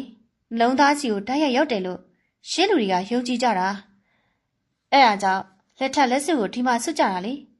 ေအခုကမင်းရဲ့နှလုံးသားတွေကငါ့အပေါ်ပုတ်ကန်တဲ့စိတ်တွေကိုဒီလက်ချောင်းနဲ့အတူဖြတ်ထုတ်ပစ်တော့မယ်။ဂျီယာကအယ်ကိုဟောစိန်ထားတဲ့ကွန်းနဲ့လက်ရဲ့လက်ချောင်းကိုတန့်စင်ပေးနေပါတယ်။သူရဲ့ဂရုတစိုက်ရှိလာတဲ့အပြုတ်မှုကကုသပေးနေတဲ့ဆရာတော်တူဦးနေပင်တူနေသေးတယ်။လက်ကခေါင်းကိုဟိုဘက်ဒီဘက်ရံပြီးတော့အသေးတန်အော်ဟစ်နေပါတယ်။မျက်ရည်များကြောင့်သူမရဲ့အမြင်အာရုံများကဝေဝါးနေပေမဲ့ရှေ့မှာဖြစ်တော့မယ့်အရာကိုသိနေရကြောင်းတကူလုံးအေးဆက်တောက်တင်းနေတယ်။မဟုတ်ဘူးဆရာတောင်းမှတ်ပါတယ်။ဒါကြီးကိုမလုပ်ပါနဲ့။ငါ့ကိုတက်ချင်တခါတည်းတက်ပြစ်လိုက်ပါတော့။ဒီလိုမျိုးမနှိမ့်စစ်ပါနဲ့။ငါမားခဲ့ပါတယ်။နင့်ကိုရှုံခဲ့မိတဲ့ငါ့ဘဝရဲ့အကြီးမားဆုံးအမားပဲ။ဆရာကခွဲစိတ်သားကိုကန်ပြီးတော့လက်ချောင်းရည်ကိုဖြင်းချင်းစွာတိုးကပ်လာတယ်။သူ့ရဲ့မျက်ဝန်းများထဲမှာတော့ရှူသွမှုနဲ့အတူကြောက်မဲ့ဖွယ်ကောင်းတဲ့ဆိတ်လှုပ်ရှားမှုများတောက်လောင်နေတယ်။ဖြည်းဖြည်းချင်းပဲခန်းစားလိုက်ပါလေ။ဒါမင်းတို့ကိုပေးတဲ့အမတ်တရားပဲ။ဒါသာအေးကသူမအေးပြပေါ်သို့ထိတွေ့သွားတယ်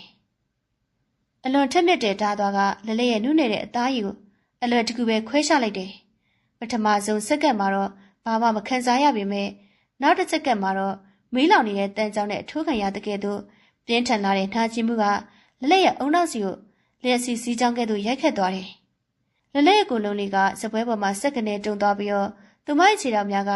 ကျိုးများကြားမှနေပြီးတော့အသေးတန်ကန်ကြောက်မိပါတယ်။နာကျင်လွန်းတာကြောင့်အသက်ရှူရမီရက်တက်မတက်ဖြစ်သွားတယ်။သွေးနနီရဲများကဖြူဖွေးနေတဲ့တမဏီစပွဲပေါ်ကိုစီးကျလာပြီးတော့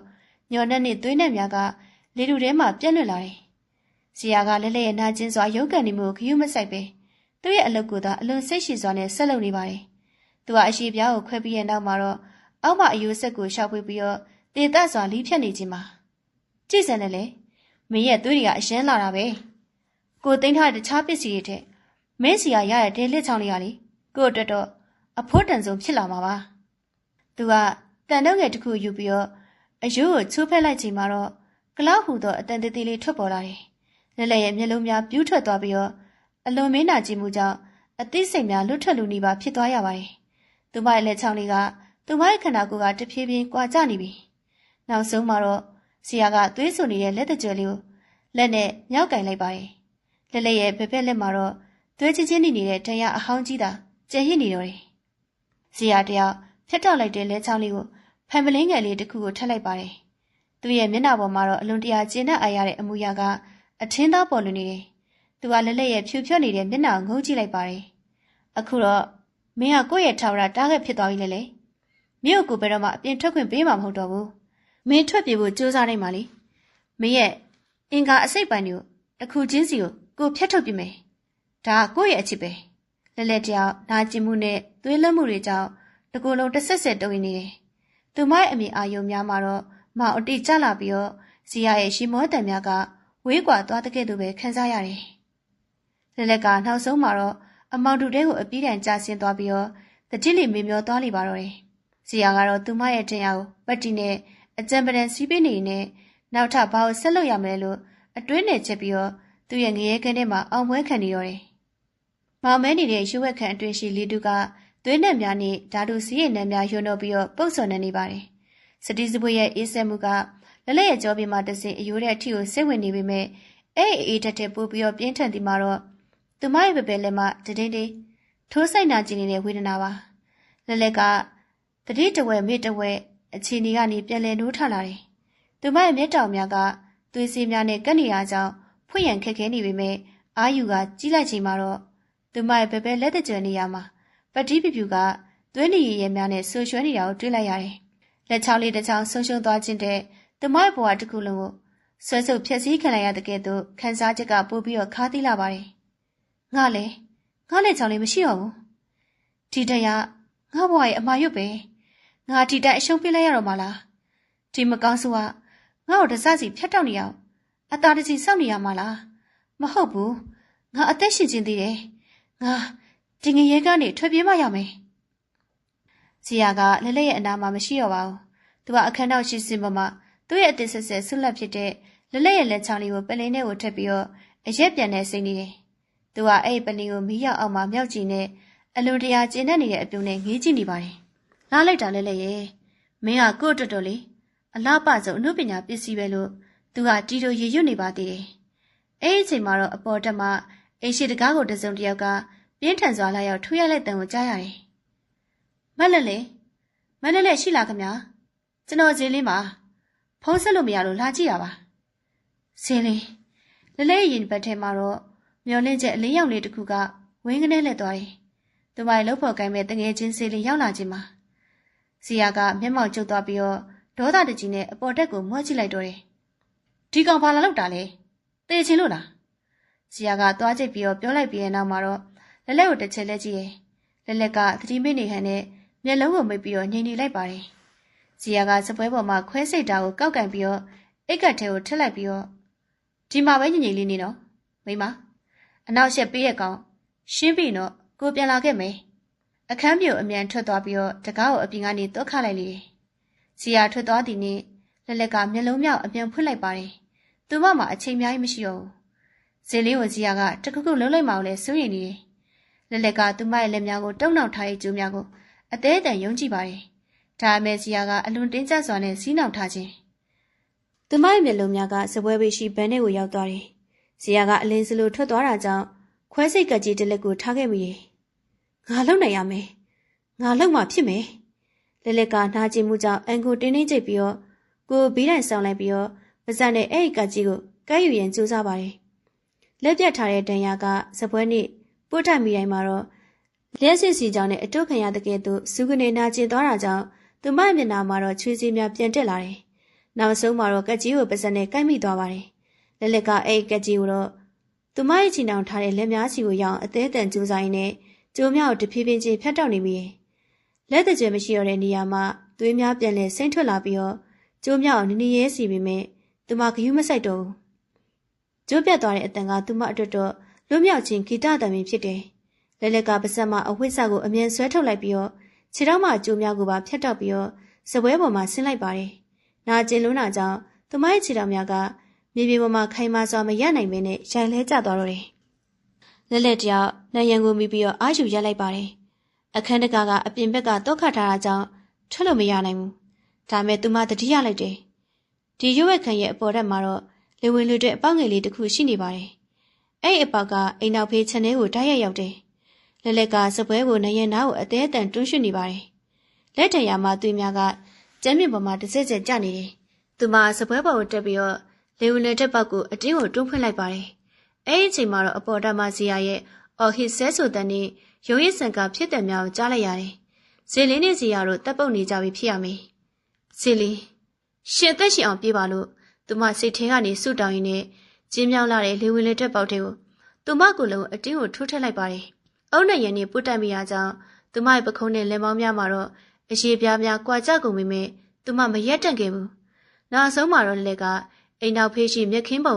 ဘုံကနေပြုတ်ကျသွားပါတယ်။ညအမောင်တူကသူမကိုစီးကြိုနေတယ်။လက်ကဒဏ်ရာရနေတဲ့လက်ကိုရှင်ဘက်မှာဖိကတ်ထိုင်နဲ့ခြံစည်းရိုးစီကိုအသက်လူပြေးလေတော့တယ်။တက္ကမကြီးကတော့တုတ်ခတ်ထားတာကြောင့်သူမစူးဝါရကျိုးများခတ်ထားတဲ့ခြံစည်းကိုကြော်တက်ရန်ကြိုးစားရပါတယ်။စူးများသူမအသားတွေကိုစူးဝင်သွားပေမဲ့သူမရဲ့နှလုံးသားထဲမှာတော့အသက်ရှင်ခြင်းနဲ့ဆန္ဒပို့ပြီးတော့ပြင်းထန်နေတယ်။ခြံစည်းကိုကြော်ပြီးတော့လမ်းမပေါ်ရောက်ချိန်မှာတော့လက်ကအားအင်ကုန်ခန်းနေပါပြီ။သူမရဲ့ညဝတ်အင်ကြီးကသွေးများနဲ့ဖုံများကြောင့်အရှောင်ပြောင်းနေပြီးတော့ခြေပလာနဲ့လမ်းပေါ်မှာပြေးလွှားနေမိတယ်။ကဲကြပါအောင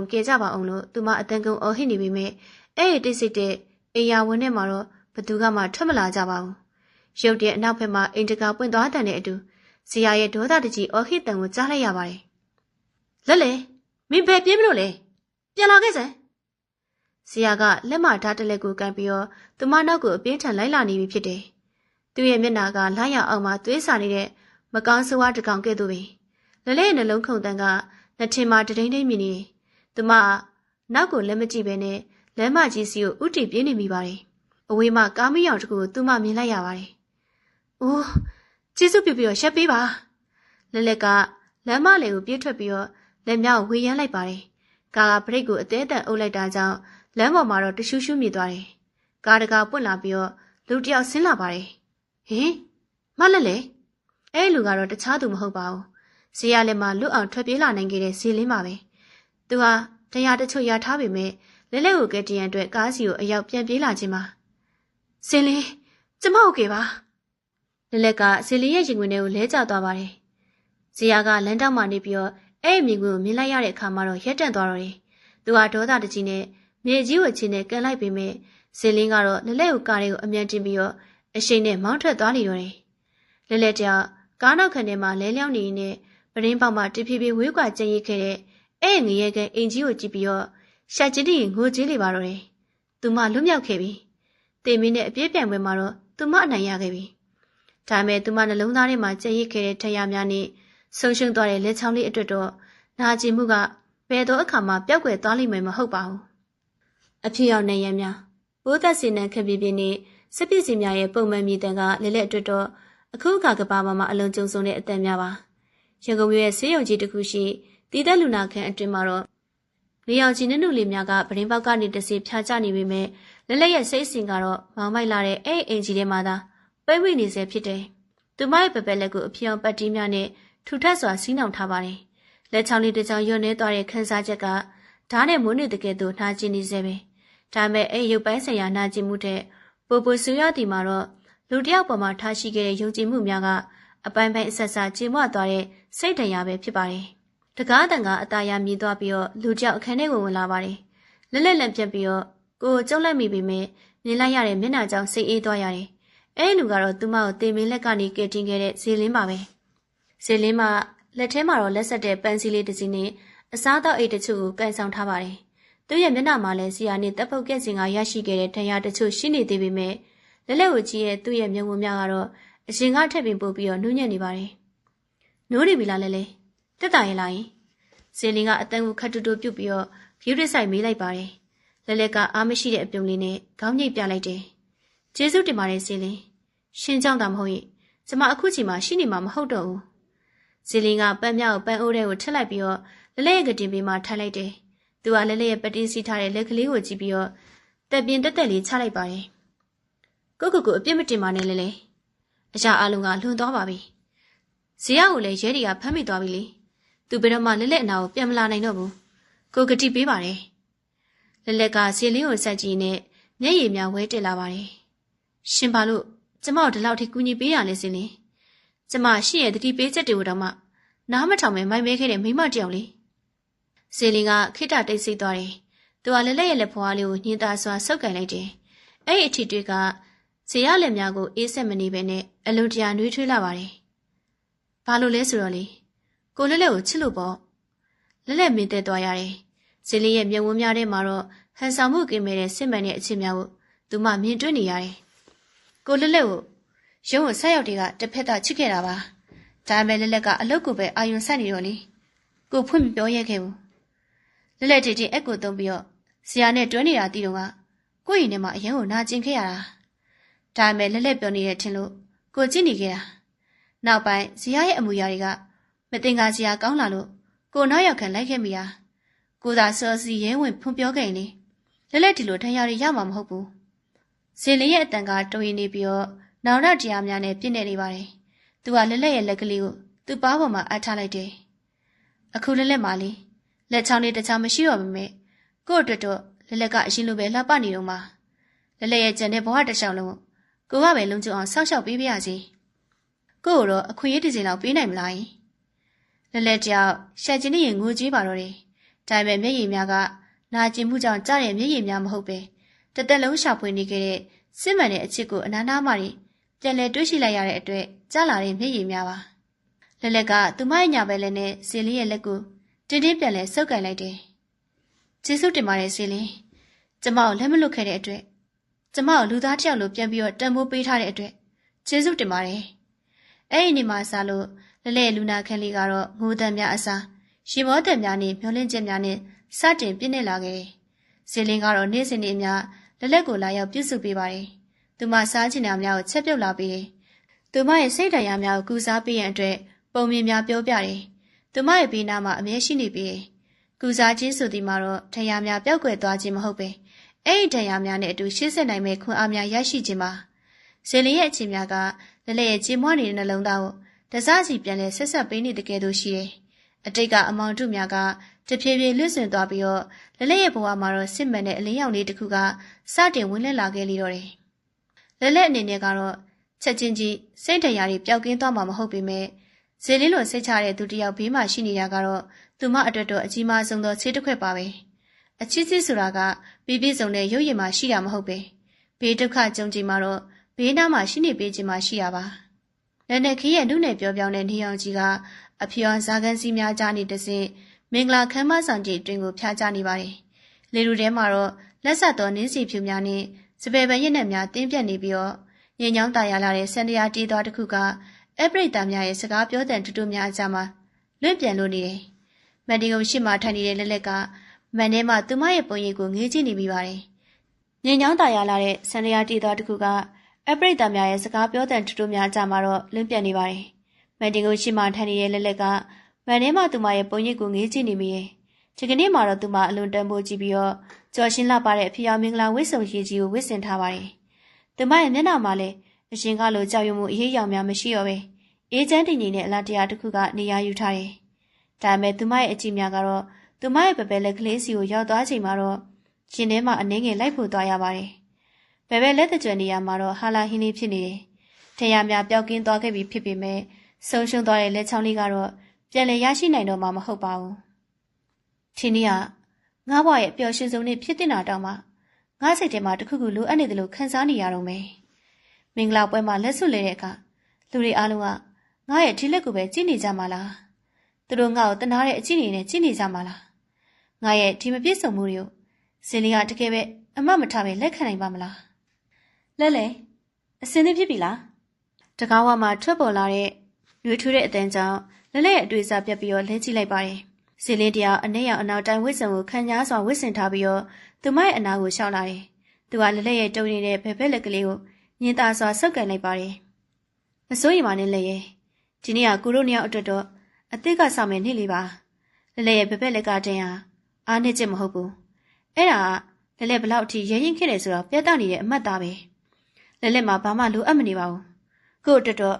လဲလဲကအရာရာပြည့်စုံနေပြီးသားပါဝေလင်းရဲ့စကားများကြောင့်လဲလဲရဲ့ရင်ထဲမှာတော့မွန်းကျက်နေသမျှအားလုံးလွတ်ဆင်သွားရပါတယ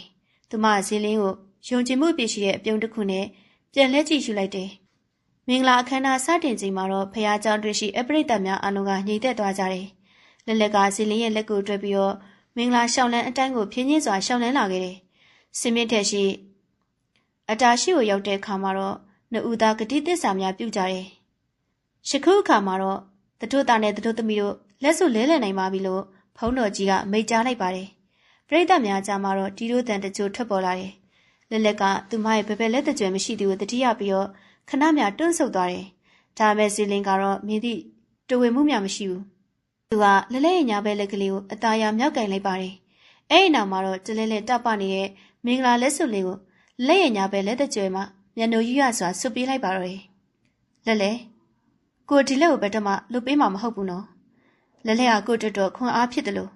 ကိုဘွားရဲ့အေဂျင့်နဲ့နားခွေရလဲဖြစ်ပါတယ်။အတိတ်ကဒဏ်ရာတွေပြီးဆုံးသွားပါပြီ။ကိုတို့ရဲ့အနာဂတ်ကိုတော့ဒီနေ့အစပြီးတော့အတူတူတည်ဆောက်ကြရအောင်။ဇေလင်ကလဲရဲ့ဘက်ဘက်လက်ကလေးကိုပါဆွဲယူပြီးတော့ယူသေးစွာနှမ်းရှာလိုက်ပါတယ်။အဲ့ဒီမြင်ကွင်းကိုကြည့်နေအပရိသတ်များအားလုံးကမျက်ရည်များဝဲပြီးတော့လက်ခုပ်တီးဩဘာပေးကြလေတယ်။ဒါကတော့လက်စွပ်လဲလက်ချင်းနဲ့ပိုပြီးနေနေတဲ့အပြန်လည်နားလဲခွင့်လို့ချင်းနဲ့စစ်မှန်တဲ့မေတ္တာတရားရဲ့ဂတိကူဝတ်ပဲဖြစ်ပါတယ်။အချိန်ကာလများလင်းမြန်စွာကုန်ဆုံးသွားခဲ့တယ်။ဒီနေ့ခန့်ကြာပြီးတဲ့နောက်မှာတော့ရန်ကုန်မြို့စင်ချီပုံရှိပန်းချံလေးတစ်ခုအတွင်းမှာတော့ကလေးငယ်တူရဲ့ရှင်လန်းတဲ့ရင်မောတံများပြန့်လွင့်နေပါတယ်။အသက်တစ်နှစ်ကျော်အရွယ်ခန့်ရှိတဲ့ချစ်ချာကောင်းတဲ့ကလေးငယ်တူကမြက်ခင်းပေါ်မှာလမ်းလျှောက်တင်ကားစားတရင်တရိုင်နဲ့ပြေးလွှားနေတယ်။နေကြီးဖြည်းဖြည်းလေးသမီးရဲ့လဲကျတော့အမေလက်ကသမီးလေးနောက်ကိုလိုက်နဲ့ပြုံးရှင်စွာအော်ပြောလိုက်ပါတယ်။သူမရဲ့မျက်နှာမှာတော့အရှင်ကအထီးကျန်မှုများနဲ့စိတ်တရားများရဲ့အရေးရောင်များပြီးမရှိအောင်သူမအခုခါမှာတော့ပျော်ရွှင်တဲ့မိခင်တူ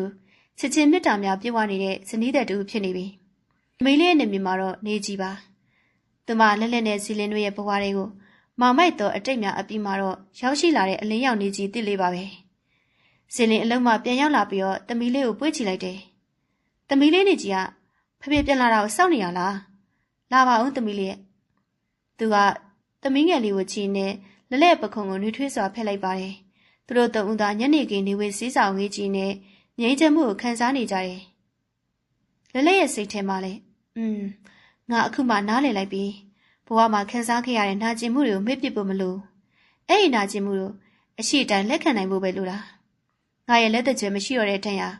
ငါရဲ့အားနည်းချက်မဟုတ်ဘူး။ဒါငါဘဝကိုအတိတ်ကပြန်လဲတိဆောက်နိုင်ခဲ့တဲ့အောင်ပွဲရဲ့အမှတ်သားပဲ။အချစ်စစ်ဆိုတာကအချိန်တန်ရင်သူ့လိုရောက်လာတတ်မျိုးမဟုတ်ပဲ။ကိုဘေးမှာအမြဲရှိနေတဲ့သူတံပိုးထလာတဲ့အခါမှာတွေ့ရှိရတဲ့အရာမျိုးပါလား။သမီးငယ်လေးရဲ့ရှည်သက်များကလေတူထဲမှာပြည့်လွင့်နေစေပါ။လက်လက်ကသူမရဲ့ညာဘက်လက်ရှိမင်္ဂလာလက်စွပ်ကိုငေးကြည့်နေသူမရဲ့ဘဝတစ်ကအခုမှအစစ်မှန်စတင်ခဲ့ခြင်းဖြစ်ကြောင်းကိုတော့ကျင့်နှံ့စွာဆင်ခြင်နေမိရတယ်။အတိတ်ကတရားများကအမာရွဖြစ်ကြံ့ရစ်ခဲ့ပေမဲ့အဲ့ဒီမာရွများကအခုခါမှာတော့သူမကိုပူပြီးခိုင်မာတဲ့ပူပြီးလှပတဲ့အမျိုးသမီးတူဖြစ်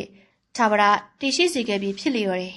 ။အဲ့ဒီမာရွများကအခုခါမှာတော့သူမကိုပူပြီးခိုင်မာတဲ့ပူပြီးလှပတဲ့အမျိုးသမီးတူဖြစ်ထာဝရတည်ရှိစေခဲ့ပြီးဖြစ်လျော်တယ်။ဇလန်လေးကတော့ဒီလောက်ပါပဲရှင်။နောက်စစ်စစ်နေမှာလည်းဒီလိုစိတ်ဝင်စားဖို့ရဇလန်လေးကိုဖတ်ပြတင်ဆက်ပေးမှာဖြစ်လို့ကျမတို့ရဲ့ channel ကို like and subscribe လုပ်ခဲ့ပြီးတော့အားပေးစောင့်မျှော်နှာဆင်ပေးပါအောင်ရှင်။နားဆင်အားပေးခဲ့ကြတဲ့ပရိသတ်အယောက်စီတိုင်းကိုကျေးဇူးတင်ပါတယ်ရှင်။